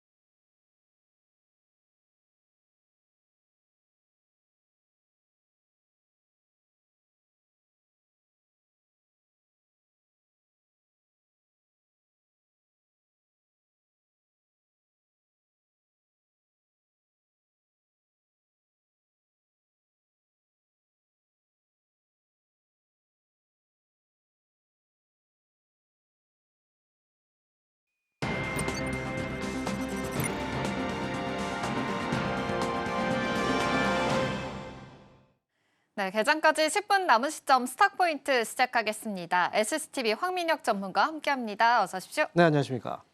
네, 오늘 굉장히 이벤트가 참 많습니다. 에이펙 CEO 서밋이 시작이 됐고요. 또 오늘 오후에 한미 간의 정상회담이 예정이 되어 있습니다. 어떤 이야기가 나오게 될지 계속해서 눈여겨보셔야 될 것 같습니다. 그렇다면 오늘 자세한 전략들 좀 세워봐야겠죠. 일단 간밤 뉴욕 증시는 3대 지수 모두 상승으로 마감했습니다. 그 주인공이 엔비디아가 있었기 때문입니다. 엔비디아 5% 상승하면서 이제 시총 5조 달러에 좀 바짝 다가선 모습입니다.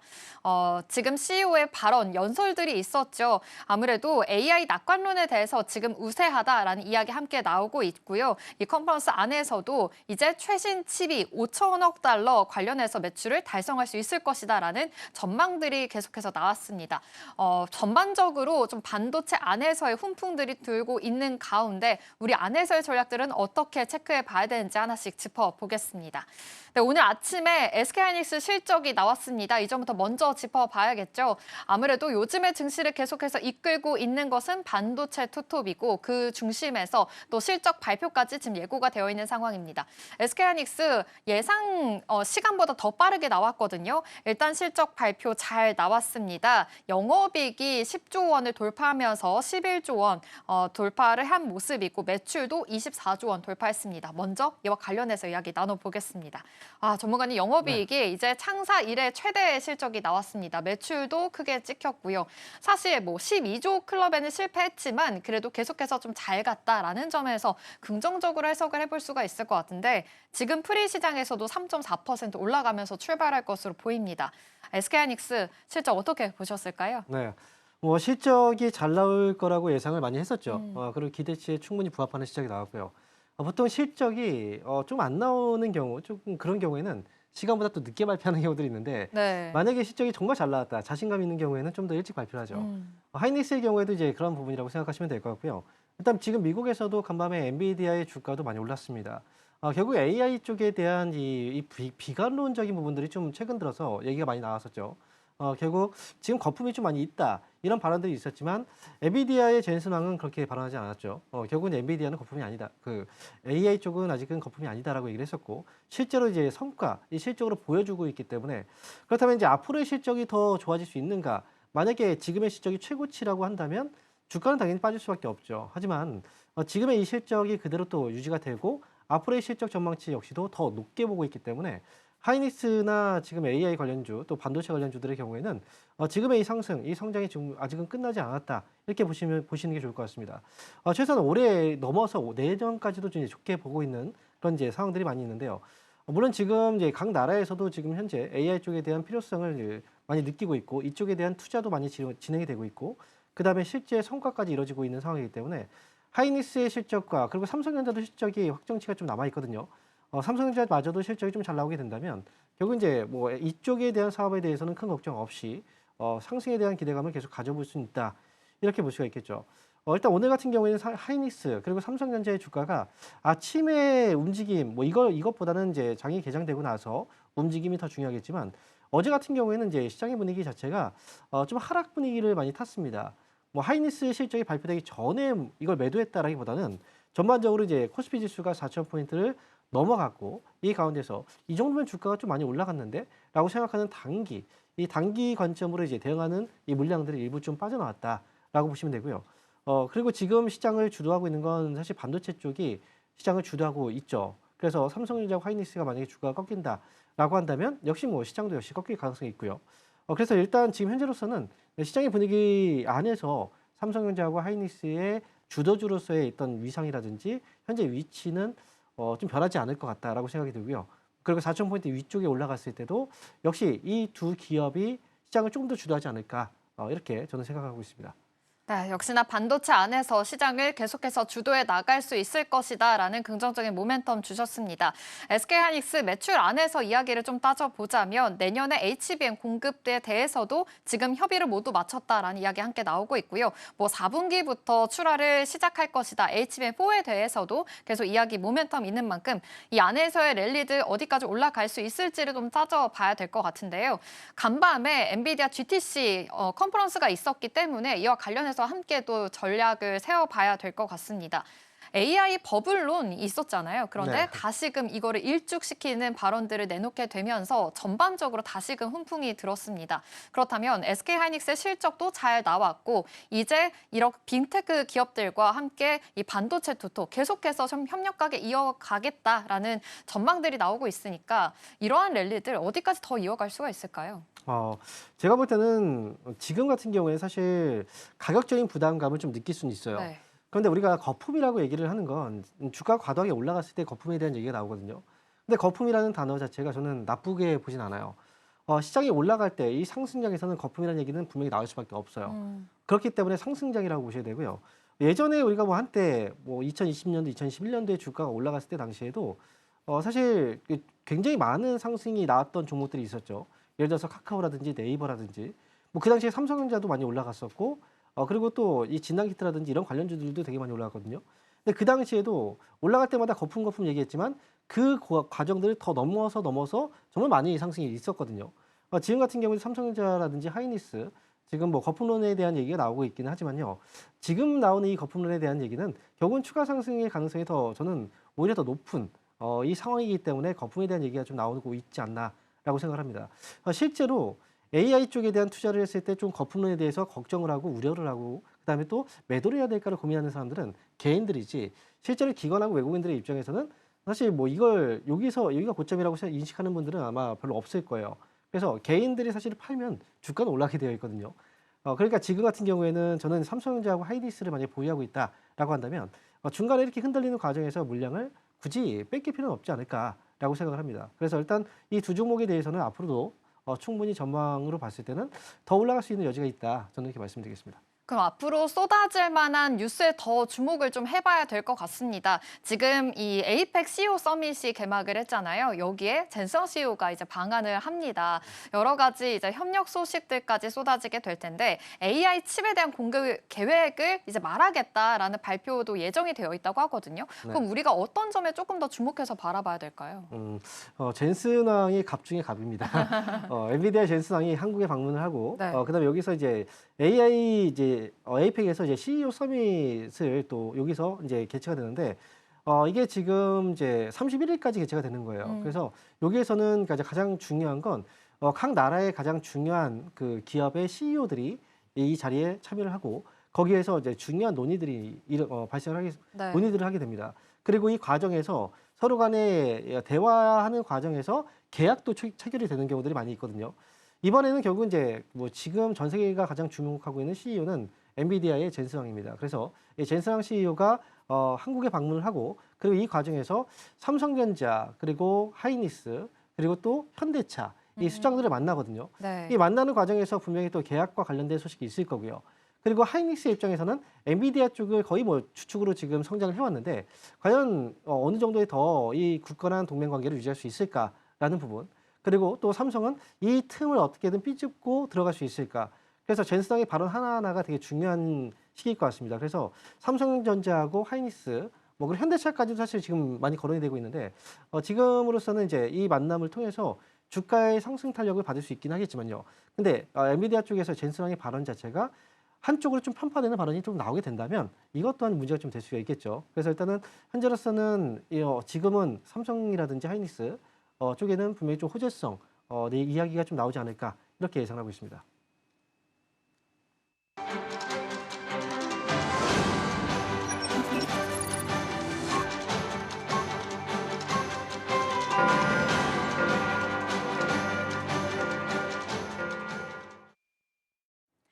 (10월 29일) 수요일 우리 시장 본격적으로 시작해 보겠습니다. 오늘 중요한 일정들이 굉장히 많죠. 에이펙 CEO 서밋도 있습니다. 여러 가지 CEO들이 어떤 이야기를 내놓게 될지도 중요하겠고요. 오늘 오후에는 한미 정상이 또 예정이 되어 있습니다.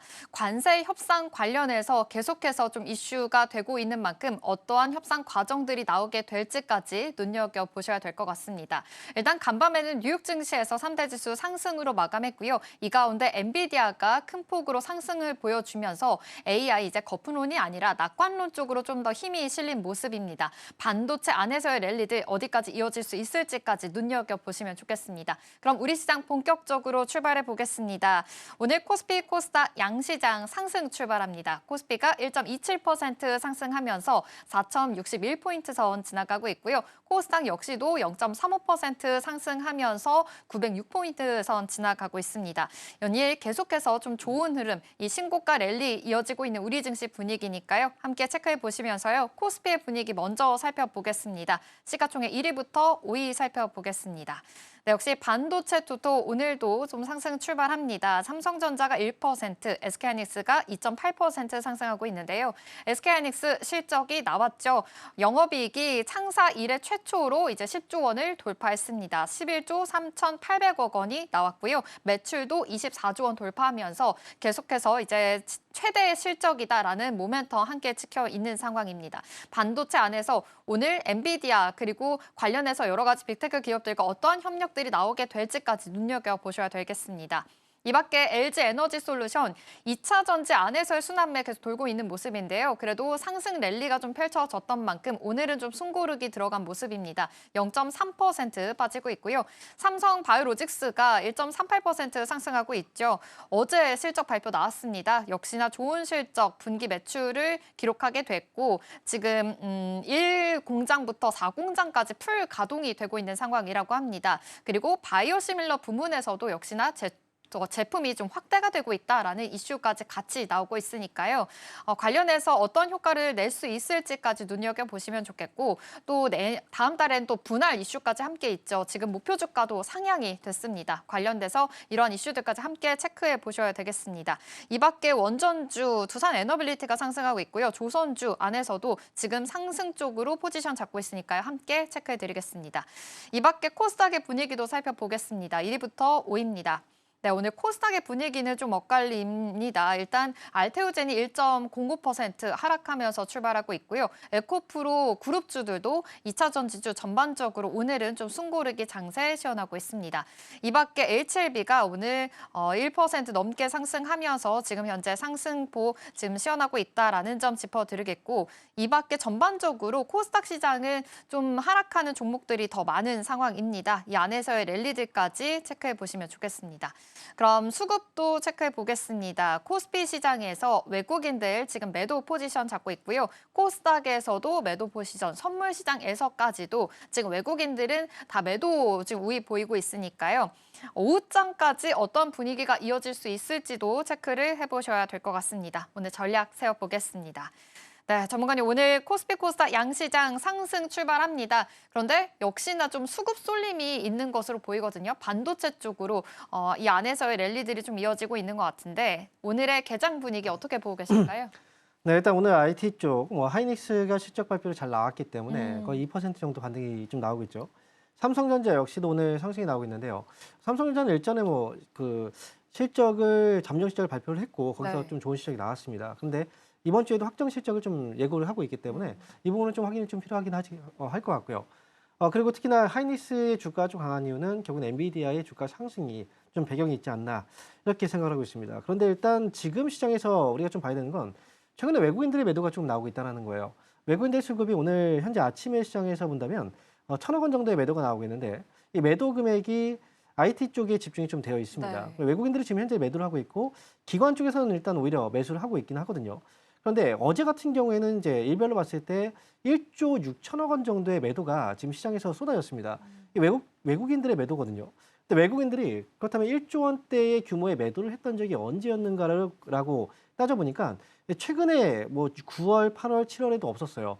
지난 4월 9일 날 코스피 지수가 연중 최저점을 찍었을 때 있죠. 그 당시 1조 원대 매도가 최근에 나왔던 부분이 바로 그때였습니다. 그때 이후로 이 1조 원대 매도가 처음 있던 날이었거든요. 그만큼 이제 4,000포인트에 대한 부담감을 좀 많이 느꼈었다라고 보시면 되고요. 오늘도 주가가 올라오고 있긴 하지만 이 4,000포인트 구간에서는 계속 약간의 좀 엎치락뒤치락하는 움직임이 좀 있을 수가 있습니다. 초반에 올라갔다가 후반에 또 밀어내는 움직임들이 좀 있을 수 있고 그래서 지금 같은 경우에는 일부 차익 매도 물량들이 좀 나오고 있는 시기이기 때문에 오전장에 이제 미국 증시 때문에 흥분해서 올라갔다 하더라도 주가가 좀 흔들릴 수 있으니 오전에 시작했을 때부터 종목들을 따라붙는 전략들은 조금 이제 위험하지 않을까 이렇게 말씀드리고요. 그리고 오늘 시장 안에서의 좀 강세 분위기로 연출되고 있는 그런 업종을 보게 된다면 단연 지금 눈에 띄는 게 바로 원전 쪽이에요. 우리가 이제 마시가 프로젝트에서 마누가 쪽으로도 이야기가 나오기 때문에 네. 지금 이제 조선주 같은 경우에는 그동안 많이 거론이 됐었고 실제 무역 협상에 있어서 큰 성과를 냈던 섹터거든요.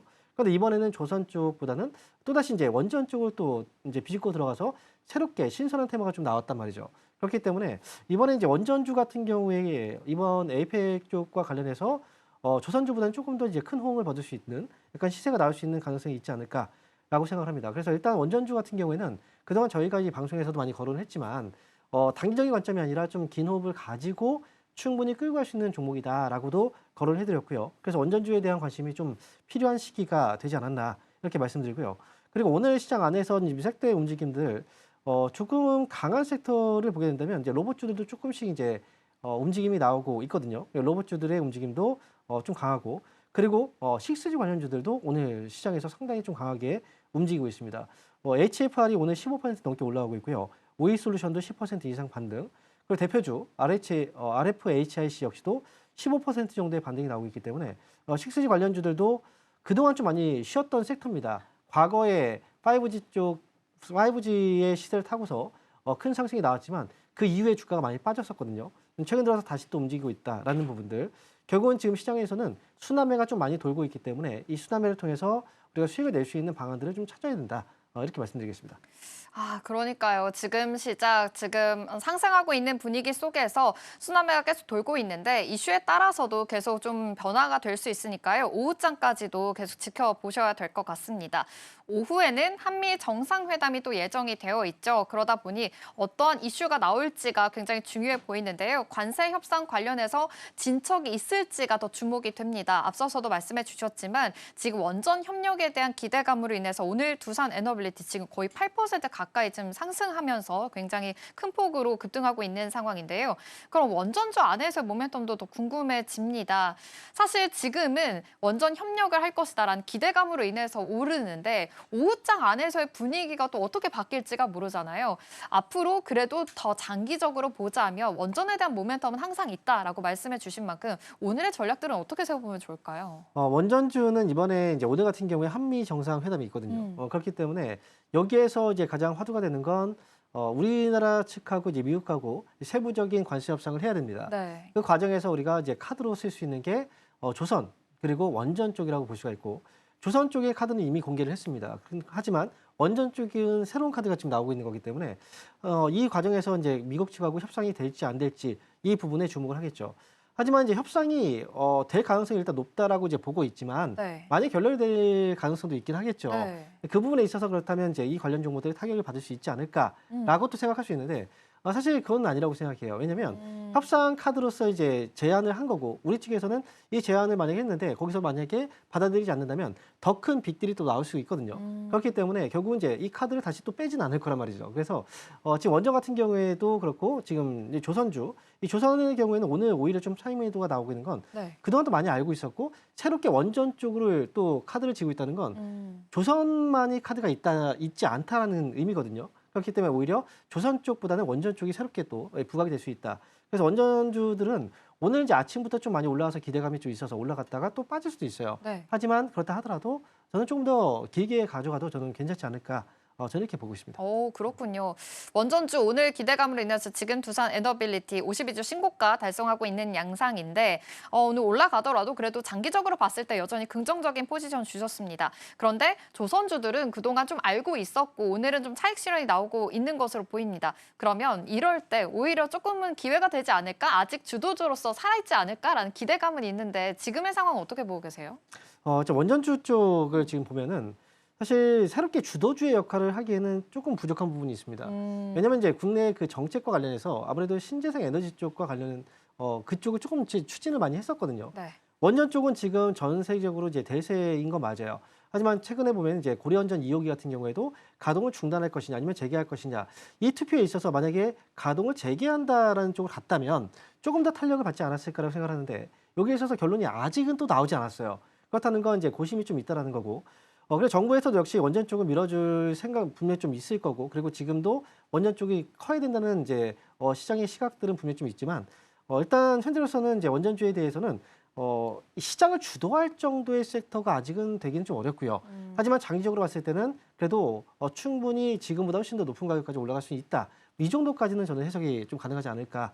그래서 주도주의 역할을 하게 된다면 만약에 이제 시각을 좀 바꿔서 이번에 협상이 된다면 현대나 기아차 이 자동차 섹터 같은 경우에는 시가총액 자체가 좀 크거든요. 네. 그렇기 때문에 이제 이렇게 시가총액이 큰 업종 쪽으로 시세가 다시 들어오게 된다면 오히려 지금 IT 쪽에서 만약에 수급의 공백이 살짝 생긴다. 그렇다면 이 부분의 수급을 자동차 쪽에서 또 받아줄 수가 있거든요. 그러니까 협상 여부에 따라서 이 자동차 섹터가 새로운 주도주로 또 바뀔 수도 있으니까 이 부분에 대해서는 좀 한번 자동차하고 부품주에 대해서도 관심을 좀 가져보는 것도 좋을 것 같습니다. 그러니까요. 완성차적으로도 궁금했습니다. 사실 한미 관세 협상에서 지금 기대하고 있는 부분, 뭐 조선과 원전에 대한 협력 기대감도 있지만 완성차 관련해서도 관세율 조정이 과연 될 수 있을까에 대해서 계속 좀 논의가 되고 있는 상황이잖아요. 지금 분위기는 현대차, 기아 지금 보합권에서 지나가고 있는 흐름인데 오후장까지 좀 지켜보고 들어가는 전략이 중요할까요? 어떠한 이제 완성차 쪽으로 어떤 포지션 짚으면 좋을까요? 확정이 되고 나서 들어가는 게 사실은 더 좋아요. 근데 시장에서의 반응은 좀 그 전에 일어날 수 있거든요. 네. 하지만 이제 최근 들어서 현대차나 기아차 이 기대감으로 주가가 올라온 건 맞습니다. 그렇기 때문에 지금 같은 경우에는 사실 가격적인 부담이 그렇게 많이 있는 상황은 아니라서 저는 이제 대응하는 방법이 좀 다를 것 같아요. 만약에 좀 길게 본다라고 한다면 이제 오후장에 확인하고 나서 들어가셔도 저는 괜찮지 않을까 생각을 하고요. 그다음에 만약에 좀 단기적인 관점에서 본다면 사실 확인하고 나서 주가가 바로 올라갈지 아니면 또 흔들릴지 몰라요. 그래서 올라가는 과정에서라도 분명히 이 수익을 낼 수 있는 과정들은 분명히 좀 있을 거라고 생각하거든요. 저는 항상 종목들을 매매할 때 시장 자체가 이제 4,000포인트 넘어갔습니다. 많이 올라간 상태에서 종목들을 매매해서 수익을 내기 위해서는 올라갈 때 따라 붙으면 안 돼요. 오히려 떨어졌을 때 사야 되거든요. 현대차 같은 경우에도 오늘 아직은 상승 중이고 만약에 여기서 좀 추가적인 하락이 나오게 된다면 차라리 그때가 좀 기회이지 않을까라고 생각합니다.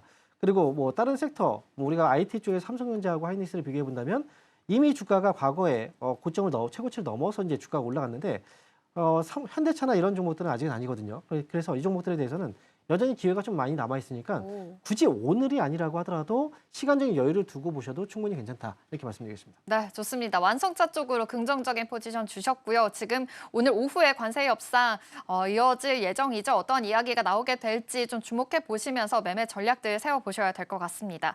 아무래도 오늘 시장 분위기가 그래도 이 반도체 안에서의 AI 낙관론이 계속해서 펼쳐져 있기 때문에 반도체 안에서의 밸류체인도 굉장히 중요해 보입니다. 어제부터 유리비판 관련돼서 종목들이 자기 들썩이기 시작을 했거든요. 유리기판 상용화가 임박했다라는 소식도 함께 들려왔습니다. 그렇다면 이번에 관련주 밸류체인들 좀 같이 올라타도 괜찮을까요? AI 쪽과 관련해서 밸류체인에 있는 종목들이 굉장히 많죠. 네. 지금 이제 반도체 HBM 쪽의 대표주들이 많이 움직였고요. 그리고 전력 관련주들 여기서 이제 원전 관련주들이 또 여기서 대표적인 주들이고 그다음에 전기, 뭐 기자재 관련주들도 있을 거고요. 그리고 대표적으로 봤을 때 유리기판 관련주 역시도 지금 앞으로 AI 관련주들 중에서 밸류체인 안에 있는 종목이거든요. 과거에 우리가 쓰던 이제 지금 현재 사용하고 있는 기판 자체는 플라스틱 기판이거든요. 네. 근데 유리기판이 지금 상용화가 과연 언제 될까? 이에 대한 부분이 이제 그 미지수였는데 지금 상용화가 계속 가까워지고 있다. 올해 안에는 충분히 가능하다는 얘기들이 나오고 있는 상황이기 때문에 여기에서 가장 선두에 있는 건 바로 SKC라고 볼 수가 있습니다. 그러니까 실제로 그래서 AI 관련해서 이제 테마들이 계속 나오고 그다음에 이제 유리기판 상용화가 가속화 조금 앞당겨질 수 있다라는 그런 얘기들이 나올 때마다 유리기판 관련주들이 움직였는데요. 이번 같은 경우에는 이제 상용화가 올해 아니라고 한다면 사실 지금 연말 가까이 되고 있기 때문에 이제 얼마 안 남았다라고 볼 수가 있어요. 그래서 관련 종목인 SKC라든지 또는 한빛레이저, 삼성전기, 그리고 또 LG노텍, 그래서 SK하고 삼성전기하고 LG 쪽이 지금 가장 선두에 있는 업체라고 보고 있는데 이들 관련 종목들도 지금 시세가 조금씩 움직이고 있으니 만약에 밸류체인으로 해서 이제 움직임이 나오게 된다면 이게 순환매라고 하죠. 순환매 안에서도 이 종목들은 또다시 이제 하반기에 움직임이 충분히 나올 수도 있습니다. 만약에 상용화가 된다라고 한다면 뭐 당연히 더 큰 상승이 나오겠죠. 하지만 중요한 건 이제 선점을 누가 하느냐가 중요하거든요.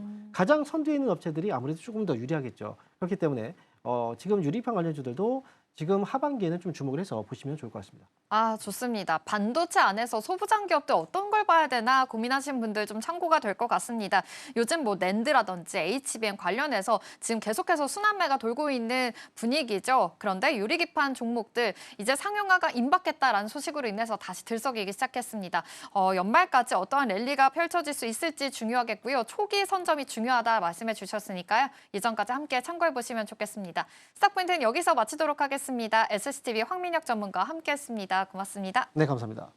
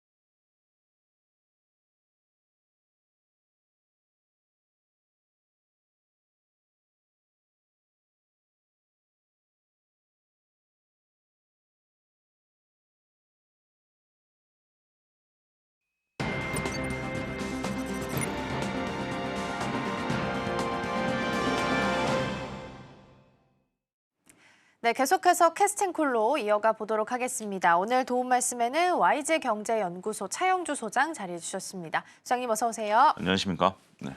네, 한미 관세 협상 그리고 오늘 또 SK 하이닉스 실적이 나온 중요한 하루입니다. 그래서 전략들 더 챙겨보도록 하겠고요. 일단 4천선은 지켜주면서 코스피가 움직임 나오네요. 강보합 지키고 있고 코스닥은 약보합 그래도 900선 넘어서서 움직임 나옵니다. 외국인 투자자가 좀 덜어내고 있어요. 현선물 모두 마찬가지긴 한데 전반적으로 개장 분위기는 어떻게 좀 해석을 하고 계세요? 그러니까 시장이 우리가 이번 주부터 변화가 나타나는 것이 외국인들에 따라서 확실히 다르다라는 것이 현재 보여주고 있죠. 월요일 날 외국인들이 1조 넘게 매수를 하면서 정말 높은 주가 상승률을 보였습니다. 근데 안타깝게도 어제 이제 물론 하이닉스 중심이긴 합니다만 외국인들이 또 1조 넘게 팔면서 주가가 변동성을 보였고 오늘도 외국인들의 매도세가 좀 나타나고 있다는 점이 시장에 있어서 조금 조정세를 좀 보이고 있다라고 말씀을 드릴 수 있겠죠. 물론 일부 오늘 조금 뭐 원전주라든지 이것은 뭐 미국발 뉴스가 있습니다. 미국에서 원전 투자 이런 뉴스가 나오면서 오늘 국내 원전주들이 같이 이제 동반 상승하는 모습들을 보이곤 있습니다만 시장 전체적으로 봤을 때는 4천에 안착하는 것은 역시 이제 외국인들의 포지션에 좀 달려 있다라는 것을 인정해야 될 것 같아요. 뭐 하이닉스의 잠정 실적이 나왔고 여러 가지 뭐 긍정적인 뉴스가 있음에도 불구하고 환율도 지금 이제 조금 내려오고 있는 상태. 그럼에도 불구하고 외국인들이 어떤 포지션을 나타내고 있느냐 여기에 따라서 시장의 방향이 지금 현재 결정되고 있는 것들이 아니겠나라고 말씀드릴 수 있겠습니다. 네, 일단 전반적인 분위기상으로 봤을 땐 정말 외국인 투자자의 향방에 따라서 많이 좀 달라지고 있는 것 같긴 합니다. 환율도 떨어지고 있는데도 불구하고 외국인 투자자의 매도가 현재 연이틀 나타나고 있는 상황인데요. 그러면 이러한 시장 속에서 어떤 종목들을 담아가고 있는지 순매수 좀 확인을 해볼까 합니다. 외국인과 기관 쪽 순매수 상위단 종목 준비되어 있고요. 외국인과 기관 쪽에서 삼성 SDI가 가장 좀 눈에 띄고 있습니다. 그리고 앞서 말씀 주셨던 원전 쪽 두산 에너빌리티도 오늘 양쪽에서 모두 확인되고 있고 하이브 어제도 있었는데 오늘도 같이 좀 이름 올리고 있습니다. 카카오 같은 경우에는 김범수 창업자 1심 무죄 판결이 나와서 그런지 일단 카카오가 외국인 쪽에서는 담겨 있는 것으로 보이고요. 검찰 쪽에서는 항소한다라는 이야기도 있습니다. 두산 퓨얼셀 하면 또 SOFC 빼놓을 수가 없는데 블룸에너지 실적이 굉장히 잘 나왔죠. 매출과 EPS 모두 다 예상치를 좀 상회하게 나오게 되면서 애프터마켓에서 18% 넘게 오름세를 시현했으니까 참고해 보시면 좋겠습니다. 오늘 또 의외로 삼성 SDI가 이름을 올리고 있어서 이 종목 보고 넘어가 보도록 하겠습니다. 어제 실적이 나왔는데 좋지 않았어요. 예. 성적이 좋지 않았는데 4분기 좋을 거다라는 그 기대감 하나로 사실 완전히 좀 돌아선 분위기인 것 같긴 하거든요. 그러면 이런 강함은 우리가 어떻게 해석을 해야 될지 궁금합니다. 그냥 계속 잘 가겠다는 뜻으로 우리가 봐야 될까요? 우리가 이제 몇 가지 2차전지에 대한 이제 고민들을 좀 해봐야 되는 시점이 아니겠나라고 좀 말씀을 좀 드릴 수가 있겠습니다. 2차전지들이 우리가 올라갈 때 이제 산별적으로 올라갔죠. 그러니까 이제 2차전지가 그 LG엔솔이 실적 발표 난 이후에 LG엔솔이 주가가 올랐고 그 뒤로 오히려 주가 퍼포먼스는 에코프로라든지 에코프로 BM, 뭐 LNF 이런 것들의 퍼포먼스가 훨씬 더 좋았죠. 삼성 SDI는 좀 뒤늦게 따라가는 부분들이 있다라고 말씀을 좀 드릴 수가 있겠습니다. 실적이 별로 좋게 나오진 않았습니다만 가이던스가 좋게 나왔다라는 것은 그렇죠. 결국 에코프로나 에코프로 BM이 올라갔던 이유 중에 하나가 무엇일까요? 실적 기대감과 공매도 환매가 이제 들어온 부분들이 있겠죠. SDI도 이제 공매도 환매가 이제 대부분 다 청산되는 부분들 과정이다라고 말씀드릴 수가 있겠습니다. 앞으로 실적이 좋아진다라면 더 이상 여기서 공매도를 끌고 갈 수는 없는 부분들이 있겠죠. 그러다 보니까 지금 이제 최근에 주가가 단기간에 26만 원에서 지금 33만 원까지 올라간 거 아니겠습니까? 네, 그러니까요. 이 정도 이렇게 퍼포먼스를 보이는 거죠. 물론 지금 시장에 있어서는 뭐 이런 것들이 좀 익숙해지고 있죠. 정말 지금 시장에서는 내가 20% 30% 수익을 냈다. 이게 결코 자랑이 아닙니다. 오늘 20% 수익을 냈다. 오늘 15% 수익을 냈다가 자랑인 거인 시장으로 변해버렸어요. 네네. 그런 시장에서 지금 이제 그 어제 오늘 수익률을 따지면 대략 한 15% 정도 수익이 난 겁니다. 어제 8% 올라간 거에 오늘 5% 올라간 거니까 이틀 사이에 한 15% 수익이 좀 난 건데 전체적으로 저는 뭐 이 추세를 지금 뭐 따라간다라는 것은 조금 부담스러울 수도 있어요. 그리고 지금 현재 시장에 있어서 외국인과 기관들이 전체적으로 팔잖아요. 그리고 삼성전자와 하이닉스가 조금 변동성을 보이고 있는 상태이기 때문에 보유하고 계신 분들 입장에서는 이익을 좀 실현하는 이런 단계들을 좀 보이긴 하셔야 되겠습니다만 지금 급등한 종목들을 따라 산다라는 것은 조금 트레이딩에 좀 능하신 분들 이런 분들의 국한해야 되는 부분들이 아니겠나 이렇게 정리할 수 있을 것 같습니다. 네, 삼성 SDI 그러니까 공매도 생각을 못했네요. 그런 부분으로 본다면 일단 오늘 5% 정도 오름세 올라오면서 32만 8천 원 넘어섰네요. 지금 32만 8천 원이 오늘 좀 최고가라는 부분도 함께 챙겨보시면 좋겠습니다. 그럼 이어서 오늘 주목해 볼 만한 테마들도 함께 살펴보도록 하겠습니다. 오늘도 세 가지 테마 준비가 좀 되어 있고요. 첫 번째 반도체부터 보겠습니다. SK 하이닉스 실적이 나왔죠. OP 기준으로 본다면 분기 기준 10조 원이 넘어서면서 사상 최대 실적을 기록을 했습니다. 그런데 이제 뭐 일각에서는 우리가 9월 달에 예상치를 좀 너무 높였기 때문에 매출과 EPS가 한 2% 정도 미치지 못했다라는 분석도 있기는 합니다. 그래서 시장이 문제인 건지 아니면 실적이 문제인 건지 자세한 전략들 점검을 좀 해보도록 하겠고요. 또 어제 이제 GTC에서 젠스당 CEO가 AI 버블과 관련해서 완전히 거품을 좀 잠재워줬죠. 5천억 달러 정도 전망을 좀 했는데 여기에 중국 쪽 매출이 포함이 안 되어 있거든요. 그러면 이제 미중 화해 무드가 만들어지게 되면 추가적으로 상승할 가능성 또한 긍정적으로 볼 수 있지 않을까 싶습니다. 두 번째 열어볼게요. 두 번째 원전이고요. 세 번째 같이 열어보겠습니다. 세 번째 같은 경우에는 한미 정상회담 관련한 관세 협상 키워드 같이 좀 보도록 할게요. 여기 하면 뭐 조선이랑 자동차 빼놓을 수 없을 거고요. 그리고 이제 우리 정부 입장에서는 투트랙으로 원전, 만우가까지 이야기가 나오고 있는 상황이다 보니까 원전 쪽에 대한 기대감도 같이 가져가고 있는 상황입니다. 그리고 추가적으로 오늘은 GTC에서 있었던 코멘트에 따라서 움직임이 좀 나오는 것 같아요. 통신 장비 쪽이 오랜만에 움직임 나옵니다. 오늘 일단은 노키아 쪽 엔비디아랑 같이 협력한다라는 이야기가 있었죠. 통신막이 산업의 척추다라고 이야기하면서 노키아 6G 기지국에 자사 칩을 탑재해서 전력 효율성을 개선화하겠다라는 이야기가 나온 상태입니다. 그래서 이제 오늘 통신 장비 오랜만에 좀 오름세 나오고 있고요. 그중에서 에이스테크가 오늘 현재 상한가에 묶여 있다라는 부분도 함께 챙겨보도록 하겠습니다. 자, 그러면 첫 번째로 반도체부터 출발을 좀 해보도록 하겠습니다. 일단 SK 하이닉스 실적이 나왔습니다. 9월에 예상치가 너무 높아서인지 하회했다라는 이야기도 나오고 또 긍정적인 부분을 보자면 10조 원 넘겼다라는 것 자체도 굉장히 대단하게 평가를 좀 할 수 있을 것 같습니다.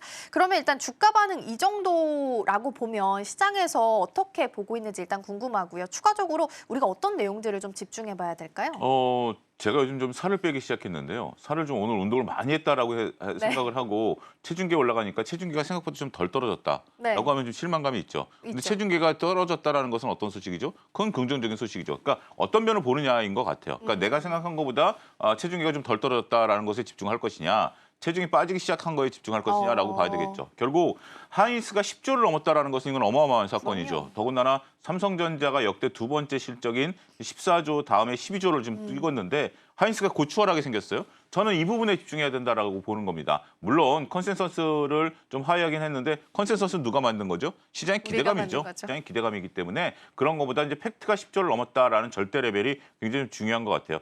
그런데 그렇다고 해서 지금은 넉넉히 우리가 좀 좋게 보기엔 좀 어려울 것 같습니다. 왜냐하면 그런 것들 때문에 50만 원을 좀 넘어선 상태 아니겠습니까? 그러니까 대략 뭐 10조, 11조 정도 나올 것이다라는 것은 이미 컨센서스에 나왔었던 상황이기 때문에 거기서 약간의 이제 2% 정도 좀 미세 조정이 있는 거고 여기서 이제 추가적으로 올라가려면 앞으로 더 이제 성장력이 좋아야 된다라고 말씀드릴 수가 있겠죠. 이거는 시장과도 좀 맞물려 있다라고 좀 말씀드릴 수 있겠습니다. 하이닉스가 아침에 시작할 때만 해도 좀 주춤했어요. 그런 상태인데 시세를 좀 내다가 한 4%대 멈췄죠. 그 시점이 뭐냐면 원전주들이 아침에 가파르게 올라가다가 원전주들이 두에빌 기준으로 8%대에서 7%대를 꺾이면서 SK하이닉스가 올라간 걸로 저는 지금 보이고 있거든요. 아침에 이제 시장인들이 빠르게 움직이고 있기 때문에 네. 더군다나 이제 저는 오후에 SK하이닉스가 꼬리를 다느냐 안 다느냐가 굉장히 좀 중요한 것 같아요. 지금 상태에서 자 여러분들 10% 수익을 내려면 60만 원이 넘어서야 됩니다. 네. 그러면 10% 수익을 낸다라는 부분들도 우리가 고민을 해봐야 되는 부분들이긴 합니다만 오늘 또 외국인들이 파는 것으로 현재 지금 창구가 나와 있죠. 이거는 아직 뭐 가짓개니까 모르긴 하겠습니다만 오늘 거래량이 좀 많아요. 거래량이 좀 많은 부분들이 있기 때문에 오후에가 관건이 될 것 같아요. 지금 이제 오늘 거래량 같은 경우를 놓고 보면 어제 거래량이 벌써 30%가 거래됐습니다. 시작한 지 30분 만에 그러네요. 굉장히 높은 거래량이 지금 거래되고 있다는 측면에 있어서 보면 조금 이런 부분들을 좀 보고 판단을 좀 해야 되는 것이 아니겠나. 저는 실적에 대해서는 뭐 펀드멘탈에 대해서는 문제될 건 없다. 펀드멘탈에 대해서 문제될 건 없다. 단지 지금 이제 외국인들이 수급에 달려 있고 어제 외국인들이 굉장히 많이 팔았다라는 점에 있어서는 조금 오늘 하이닉스의 오후까지 패턴을 좀 보고 좀 결정을 하자. 이렇게 조금 좀 밀어놓도록 하겠습니다. 네, 일정 결정은 좀 보류입니다. 하이닉스가 오후에 좀 꼬리를 다는지가 좀 중요해 보입니다. 지금 봤을 때는 아래 꼬리가 좀 달려있긴 한데 음봉이긴 합니다. 한 3%대 오름 세션을 하고 있고 말씀 주신 것처럼 오늘 외국인 쪽에서 순매도로 확인이 좀 되고 있습니다. 그리고 1위 종목으로 좀 많이 덜어내고 있는 것으로 보이기 때문에 오후장에서의 흐름이 가장 좀 중요해 보입니다. SK 하이닉스가 사실 HBM으로 여기까지 올라왔잖아요. 예. 근데 이제 HBM을 제외하고 보면 새로운 재료가 있을까라는 의문도 한편으로는 좀 들거든요. 이런 측면에서는 어떤 평가를 좀 주실 수 있어요? HBM만 갖고도 저는 충분하다라고 말씀 좀 드릴 수가 있겠습니다. 그래요? 지금 이제 HBM4, 블랙웰, 지금 이제 그런 부분들 지금 얘기가 나오죠. 지금 엔비디아도 지금 그 얘기 나온 거 아니겠습니까? 향후 데이터 센터라는 거죠. 저는 이 부분을 여러분들이 잘 구분하셔야 되는 게 뭐냐면 반도체가 이제 D램이 계속해서 네. 진화를 하는 과정에 있어서 D램 같은 경우는 우리가 기존 거와 새로운 것을 같이 혼용해서 사용할 수가 있어요. 그런 부분들이 있는데 HBM은 좀 다른 게 뭐냐면 네. 자 우리가 이제 휴대폰을 바꿀 때 이 휴대폰이라는 것이 새로운 건가요? 별로 그렇게 새롭지는 않죠. 하지만 매년 새로운 것이 나오면서 새로운 것은 한 200만 원 가격대가 유지가 되고 나머지는 가격이 뚝뚝 떨어지는 거 아니겠습니까? 지금 이제 HBM을 좀 비관적으로 보시는 분들은 HBM 네. 가격이 떨어질 것이다라고 보시는 분들이 있는데 그렇지 않죠. HBM은 새로운 것을 써야 됩니다. 이건 기존에 DRAM과 다른 건데요. 새로운 것은 어떤 거죠? 계산 속도가 빠르고, 그러니까 HBM4 같은 경우는 계산 속도가 제가 알기로는 몇 배가 더 빠르고 전력 소모량은 절반으로 줄어드는 거거든요. 근데 새로운 것을 쓸 수밖에 없겠죠. 계속 교체를 해나가는 과정에 있어서 그런 부분들을 놓고 보면 아직까지 HBM에 대한 트리거 자체가 훼손됐다라고 저는 보기는 어렵습니다. 그래서 HBM 하나만 가지고 안타까운 것은 삼성전자 입장에서는 HBM도 해야 되는데 그러니까요. HBM도 못 하고 있는 상태죠. 네. 그렇기 때문에 그런 부분에 대한 우려, 그러니까 뭐 적절하신 질문이에요. 그러니까 어떻게 보면 좀 균형 감각을 좀 찾아야 되는 부분들이 있긴 하겠습니다만 아직까지는 우리가 HBM에 대해서는 조금 뭐 좀 더 성장 속도가 남아 있다.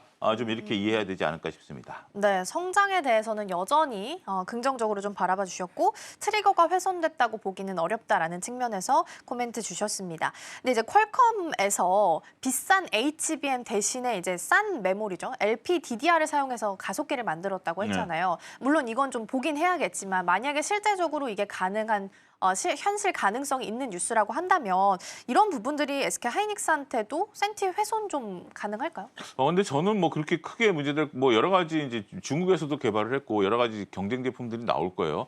경쟁 제품이 나온다 그래도 시장의 대세는 아니다. 여러 가지 이제 부분들을 이제 하는 것들이 있을 거고 일부 기업 내에서 그런 부분들이 있긴 하겠습니다만 우리가 좀 구분해야 되는 것이 뭐 이런 걸 개발했다. 양산과 사용은 또 다르죠. 자, 그렇다면 지금 현재 뭐 아마존 같은 경우 네. AI 데이터 센터를 어마어마하게 정말 우리나라 돈으로 엄청난 돈으로 짓고 있는데 다시 그러면 AI 가속기를 또 바꿀까요?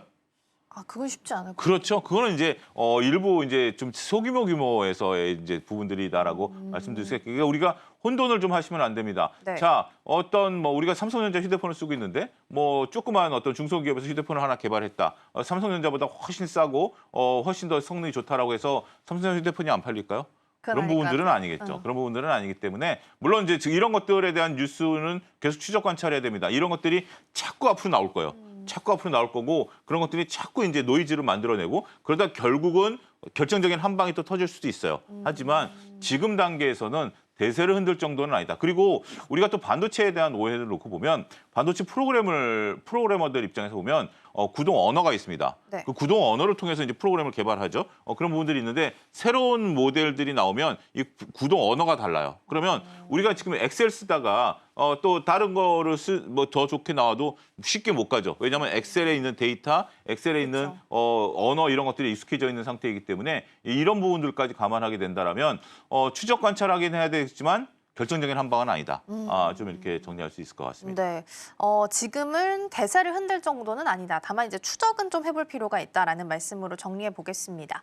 이번 주에 방한 이슈도 있고요. SK 하이닉스 실적은 이미 공개가 됐고 삼성전자도 이제 실적 디테일이 나올 예정입니다. 이게 지금 한 주에 우르르 다 몰려서 쏟아지고 그렇죠. 있는 상황이다 네. 보니까 앞으로 시장이 지금 남아있는 기간 동안 시장은 어디에 조금 더 주목을 좀 해야 되는 거예요?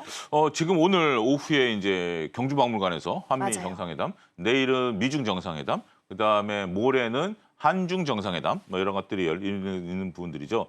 그래서 이제 결정적인 것은 지금 이제 여기서 관세와 관련된 부분들이 좀 타결될 가능성이 좀 있다라고 좀 보고 있는 거죠. 그리고 이제 협력에 관한 부분들이 나오는 건데 그런 것들은 어느 정도 일정 부분 좀 시장이 좀 반영된 부분도 저는 있다라고 봐요. 따라서 거기서 만약에 결정적인 한 방이 안 나온다. 그렇다면 시장은 좀 변동성을 좀 나타낼 가능성이 있겠죠. 더군다나 시장이 벌써 어제 오늘 조금 변동성을 좀 나타내고 있죠. 네. 위축되고 있는 모습에서 여기서 긍정적인 소식이 나온다라면 시장이 조금 버틸 수 있긴 하겠습니다만 오히려 변동성을 좀 확대할 수 있는 요소가 될 수도 있다라는 부분으로 좀 보긴 하셔야 될 것 같아요. 근데 만약에 관세 협정과 관련된 좀 긍정적인 뉴스가 좀 나오게 된다라면 우리가 그동안 눌렸던 이제 자동차라든지 뭐 이런 부분을 봤는데 원전과 관련된 협정은 저는 조금 뭐 아직은 좀 더 구체적으로 좀 봐야 될 것 같아요. 지금 오늘 원전주들이 올라가는 것은 미국발 뉴스에 대한 맞아요. 코멘트가 좀 더 강한 부분들이 있을 것으로 좀 보여주고 있기 때문에 많은 분들이 결정적인 이제 자동차 같은 경우 한 방 터지기 거를 기다리고 있을 것 같아요. 그래서 그런 부분들을 좀 살펴보는데 안타까운 것은 시장이 좀 별로 도와주지 않네요. 외국인들이 그러니까요. 지속적으로 좀 팔고 있는 부분들, 팔고 있는 규모가 좀 늘어나고 있다라는 측면에 있어서 조금 더 지켜봐야 되지 않을까 싶습니다. 그러니까요. 이게 중요한 이벤트가 있다 보니까 시장 안에서는 일단은 좀 위축세가 좀 나타나고 있는 게 아닐까라는 생각도 듭니다. 자, 그러면 빠르게 이제 한미 정상회담으로 넘어가 볼게요. 물론 시장이 잘 갈 때는 악재도 호재로 둔갑하면서 네. 받아들였었는데 말씀 주신 것처럼 오늘 좀 시장이 위축되는 분위기가 나타납니다. 오늘 이제 한미 정상회담이 오후에 이제 경주 박물관에서 예정이 되어 있는데 이렇게 말하면 좀 그럴 수 있지만 소문난 잔치에 먹을 게 없을 수도 있잖아요. 그래서 만약에 혹시 모르는 상황을 대비해서 이 일정 앞둔 지금 구간에서 일단은 어느 정도 수익이 나신 분들은 차익을 한번 하고 가야 될까요? 근데 지금은 시장이 쉽게 꺾일 장은 아닌 것 같아요. 그러니까 우리가 이제 한번 친구들이랑 놀러 가서 캠프파이어 할 때 네. 좀 캠프파이어가 좀 일찍 끝났다라고 하면 그 불을 끌 때 네. 거기다가 물을 붓고 뭐 온갖 이 짓을 해도 불이 잘 안 꺼지죠. 맞아요. 지금 시뻘겋게 달아오르는 상태다라고 말씀드릴 수 있겠습니다. 거기에 딱 80조예요. 네. 어마무시한 지금 상태이기 때문에 시장을 오히려 지금은 좀 보수적으로 보거나 시장을 조금 두려워하시는 분들이 수익이 좀 잘 안 나고 어떻게 보면 참 무모하리만큼 적극적이신 분들이 수익이 좀 잘 난 것 같아요. 네. 그리고 뭐 흔들림에도 날 안 팔아라고 하신 분들이 네. 오히려 지금 수익을 좀 내는 그런 장이죠. 언제까지 갈지는 모르겠습니다만 지금은 저는 우리가 4천 나온 것에 대해서 우리가 좀 4천 안착이 좀 중요한 부분들이 있긴 하겠습니다만 지금은 이제 팔기보다는 저는 오히려 이런 부분들을 생각하셔야 될 것 같아요. 주도주를 갖고 있다라면 절대 파셔서는 안 됩니다. 주도주라면 반도체, 조방 원전이죠. 하지만 비주도주를 갖고 계시다라면 오히려 지금 이제 비주도주들도 뭐 2차 전지나 뭐 이런 것들 많이 올라왔잖아요. 그런 부분들을 오히려 교체 매매하는 시기를 삼아라. 오히려 비주도주를 주도주로 바꿔야지 주도주를 비주도주로 바꾸는 것은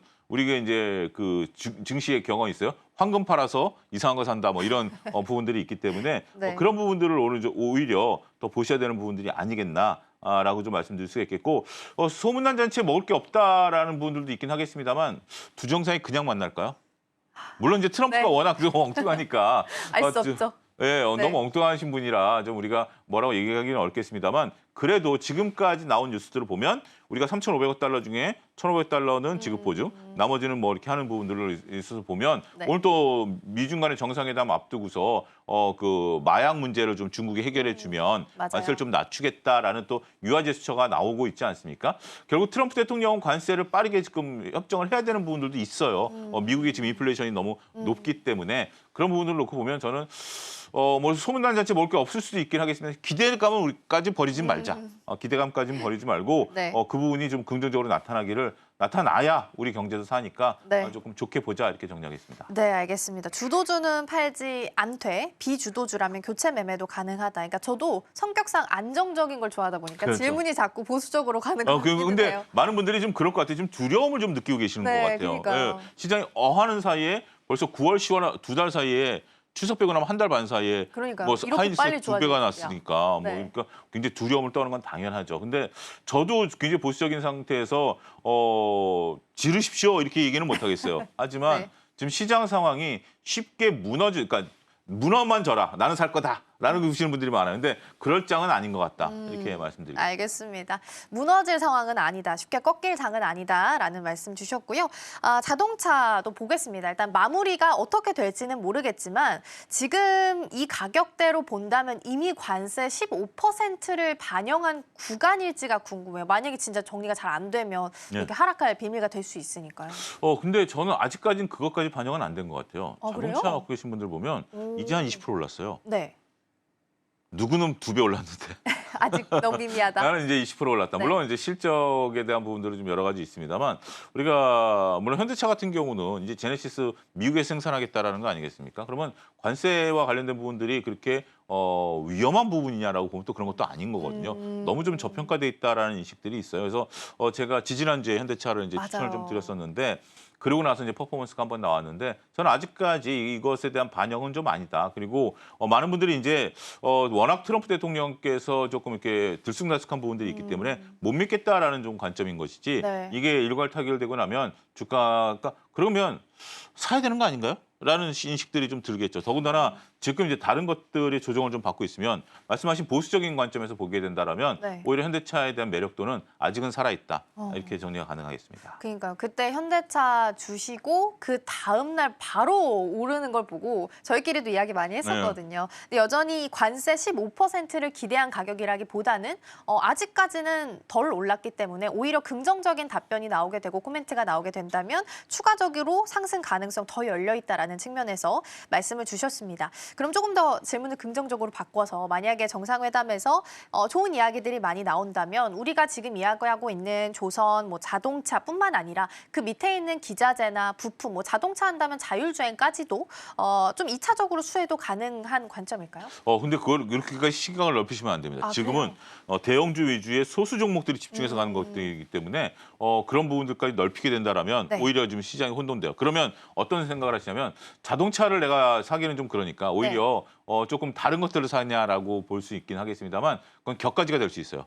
지금은 관세에 따라서 수혜를 볼 수 있는 것들이지 말씀하신 인공지능이나 자율주행 같은 경우는 오히려 관세와는 좀 상관없는 얘기죠. 그런 부분들을 구분하실 필요가 있지 않을까 싶습니다.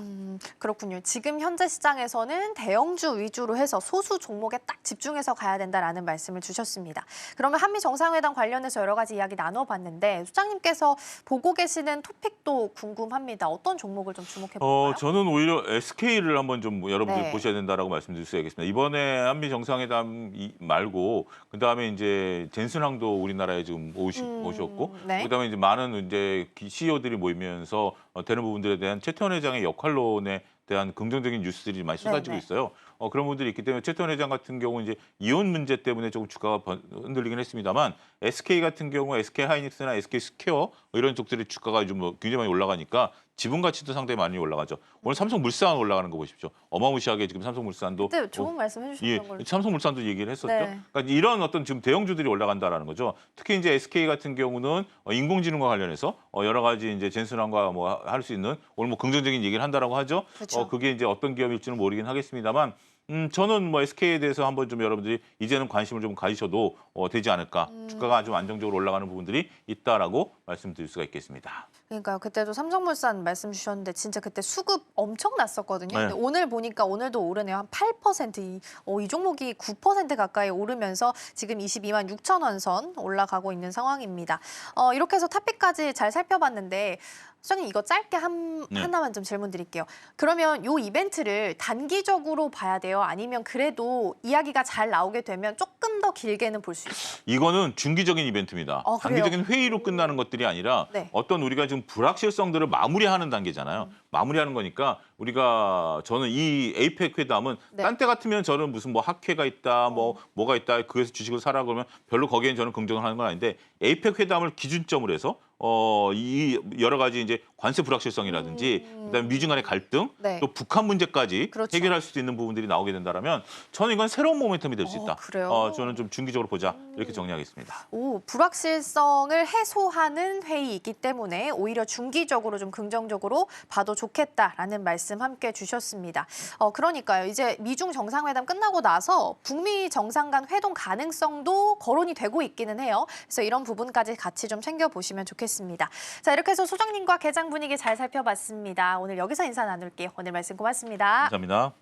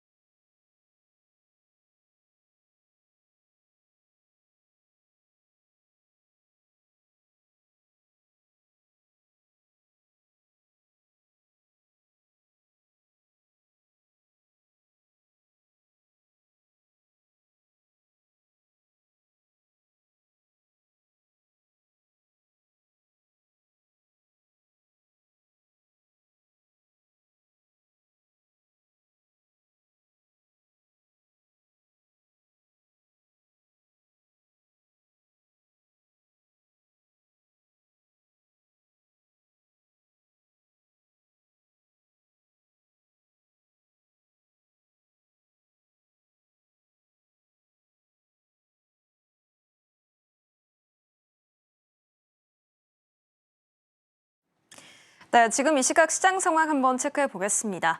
엔비디아의 젠슨 황 CEO가 AI 칩 수요는 여전히 폭발적이다라고 한마디를 던지면서 글로벌 시장이 들썩였습니다.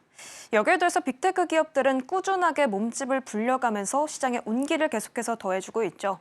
이러한 분위기 속에 SK하이닉스가 3분기 깜짝 실적을 냈습니다. 영업이익 11조 원으로 호실적을 기록하게 됐는데요. 이러한 분위기 속에 반도체주들이 다시 한번 상승 탄력을 받아가는 모습입니다. 그렇다면 현재 지수 상황은 어떨까요? 바로 체크해 보도록 하겠습니다. 양시장 엇갈린 모습을 현재 보여주고 있습니다. 함께 상승 출발해주기는 했는데요. 일단 코스닥이 하락 전환한 모습입니다. 코스피는 사실 1% 넘는 상승 출발했는데요. 외국인의 매도세가 좀 강했던 탓에 상승폭을 일부 반납해주고 있습니다. 사실 뉴욕 증시가 강세를 보여줬음에도 불구하고 최근 급등세에 따른 경계감이 더 도는 듯한 분위기입니다. 코스피는 4,044선에서 움직이고 있고요. 코스닥은 899선, 900포인트를 이탈하는 모습들이 현재 연출이 되고 있습니다. 코스닥은 0.44% 내리고 있습니다. 자, 그렇다면 수급 상황으로 넘어가 보도록 하겠습니다. 먼저 코스피인데요. 코스피 말씀드렸듯 외국인의 매도세가 조금 강하게 연출이 되고 있습니다. 1,470억 원 정도 현재 물량을 덜어내고 있는데요. 반면에 개인과 기관이 함께 코스피 내에서 담아주는 모습들까지 확인을 해볼 수가 있겠습니다. 자, 그렇다면 코스닥으로 넘어가 보겠습니다. 코스닥 수급은 마찬가지로 같은 양상을 보여주고 있습니다. 외국인 역시나 코스닥 내에서도 1,000억 원 가까운 물량을 현재 덜어주고 있고요. 기관 같은 경우에는 매도로 출발을 했는데 지금 매수로 전환해준 모습까지 체크가 되고 있습니다. 자, 그렇다면 오늘 코스피 내에서는 어떤 업종들이 상승세를 보여주고 있을지 확인해 보도록 하겠습니다. 먼저 유통과 기계가 3% 넘는 강세를 보여주고 있습니다. 오늘 기계 안에서는 두산 에너빌리티가 주도해주고 있는 모습들까지 확인을 해볼 수가 있고요. 건설업 같은 경우에는 현대건설이 또 이끌어주고 있습니다. 2.9%대의 상승률 보여주고 있습니다.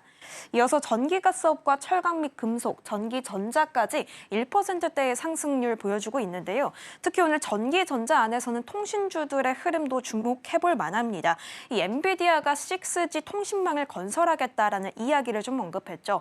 핀란드의 통신 장비 회사인 노키아의 지분을 인수하면서 6G 시대를 열 것이다라는 이야기가 나왔습니다. 이 흐름이 국내에도 이어지면서 오늘 통신업 쪽들이 강세를 보이는 모습까지 이 안에서 체크를 해볼 수가 있겠습니다. 자, 그렇다면 코스피 하락 업종으로 넘어가 보도록 하겠습니다. 네, 일단 오늘 증권주가 가장 큰 약세를 보여주고 있습니다. 코스피가 최근에 상승 랠리를 계속 이끌어가면서 증권주가 코스피 상승의 최혜주로 좀 꼽히기도 했었죠. 계속해서 상승 탄력을 이어나가고 있는 모습을 보이다가 오늘은 약세 흐름 나타내주고 있습니다. 자, 이어서 섬유의복과 서비스업 그리고 운수창고, 보험까지 1%대의 내림세 현재 보여주고 있습니다. 금융업까지도 약세 흐름 보여주고 있다는 점 현재로서 체크가 되고 있습니다. 자, 그렇다면 이제 코스닥으로 넘어가 보겠습니다. 상승 업종은 어떤 것들이 차지하고 있을까요? 일단은 일반 전기전자가 지금 홀로 위치해 있습니다. 0.67%의 상승률 보여주고 있습니다. 자, 그렇다면 코스닥 하락 업종으로 넘어가 보도록 하겠습니다. 네, 일단은 섬유, 의료와 비금속, 금융, 그리고 건설, 유통, 오락문화까지 모두 1%대의 내림세 현재 보여주고 있습니다. 코스닥 내에서도 금융 쪽이 현재 약세 흐름 보여주고 있다는 점이 체크가 되고 있습니다. 자, 그렇다면 지금 현재 코스피 내에서는 어떤 거래대금 상위 업종들이 위치를 하고 있을까요? 자, 일단 먼저 모두 빨간불 켜주고 있는 모습들이 확인이 되는데 하나하나씩 살펴보자면 일단 반도체 투톱을 또 눈여겨봐야겠습니다. 오늘 반도체 쪽에도 우호적인 흐름들이 형성이 되고 있는데요. 일단 SK하이닉스가 창사 이래 최대 실적을 내게 됐죠. 10조 클럽 안에 진입을 하게 됐습니다. 현재 2.88%의 상승률 보여주면서 53만 원 선을 지나가지고 있는 모습들이 확인이 되고 있습니다. 이어서 삼성전자 어제 에이펙 행사 부대 행사에서 트라이폴드 폰을 처음으로 또 공개를 하게 됐죠. 사실 에이펙 안에서 반도체 관련한 기대감들이 계속해서 나오고 있습니다. 젠슨 황 CEO가 이제 마지막 날에 한국을 방한하게 되는데요. 기조 연설자로서 반도체 관련해서 협력 기대감, 이 협력을 계속해서 키워나갈 수 있겠다라는 발언을 내놓을 것으로 보입니다. 실제로 젠슨 황 CEO가 한국을 기쁘게 할 만한 소식이 있다라는 말까지 나오게 됐죠. 계속해서 투톱과 함께 협업에 대한 기대감 이끌어주고 있습니다. 오늘 모두 상승불 현재 켜주고 있는 모습들이 확인이 됩니다. 자, 이어서 두산 에너빌리티입니다. 오늘 원전주들의 흐름이 좋은데요. 아무래도 마누가 프로젝트에 대한 기대감이 여기서 또 나오는 거겠죠. 사실 트럼프가 이제 오늘 방한을 하게 됩니다. 오후에 한미 정상회담이 열리게 되는데요. 이 안에서는 관세와 관련해서 한미 협력에 대한 부분들이 논의가 될 예정입니다. 따라서 이 논의가 본격화됨에 따라서 원전주 또한 수혜를 받아갈 수 있는 기대감들이 확인이 되고 있습니다. 두산 에너빌리티 오늘 6% 넘는 급등세 시연해주고 있습니다. 자, 이어서 삼성 SDI입니다. 4%대의 상승률 보여주고 있는데요. 3분기에는 사실 다소 아쉬운 실적을 내놨습니다. 북미 전기차 수요가 부진했다는 점, 그리고 중국의 저가 공세가 나오고 있다는 점들이 실적을 누르게 됐는데요. 그럼에도 ESS를 중심으로 4분기에는 적자폭을 개선해 나갈 것이다라는 증권가들의 분석이 이어지고 있습니다. 긍정적인 전망들과 더불어서 오늘 상승률 보여주고 있습니다. 자, 여기서 카카오도 7% 넘는 급등세 현재 보여주고 있다는 점 체크가 되고 있습니다. 자, 이어서 코스닥으로 넘어가 보도록 하겠습니다. 코스닥 거래대금 상위 종목 살펴볼 텐데요. 일단 오늘 원전주가 좋기 때문에 우리기술도 함께 상승률을 받아가고 있는 모습입니다. 5%대의 상승세 현재 보여주고 있고요. 이어서 로보티즈, 로봇주들의 흐름들도 오늘 나쁘지는 않습니다. 자, 그리고 ICTK를 또 주목해볼 만합니다. 국내 보안 반도체 쪽에 엮여 있는 부분이죠. BTQ 테크놀로지와 함께 양자 보안 관련해서 협력을 이뤄나갈 것이다라는 소식이 나왔습니다. 이 트럼프가 사실 반도체뿐만 아니라 이 양자 보안 관련해서도 한국과 협력을 이어갈 것이다라는 발언을 할 예정이죠. 이와 함께 ICTK는 이미 미국 기업과 협력을 진행 중이다라는 시장에 관심이 좀 주목되고 있는 모습입니다. 3.99%의 상승률 보여주고 있습니다. 자, 지금까지 시황센터였습니다. 네, 중요한 이벤트를 앞두고 오늘 우리 시장은 양시장 엇갈리면서 흘러가고 있습니다. 오늘 오전 10시 40분쯤 트럼프 대통령 경주에 도착할 것으로 알려져 있고요. 오후 6시 30분부터는 경주 박물관에서 정상회담이 개최될 것으로 예정되어 있습니다. 중요한 뉴스들 많이 쏟아지는 하루가 될 것 같습니다. 잘 체크하시면서 전략 챙겨가시면 좋겠습니다. 저희가 방송 중에 제공해드린 정보는 투자 판단을 위한 조언일 뿐 해당 종목의 가치와 수익률은 보장하지 않습니다. 저희는 내일 더 다양한 소식 준비해서 돌아오겠습니다. 시청해주신 여러분 고맙습니다.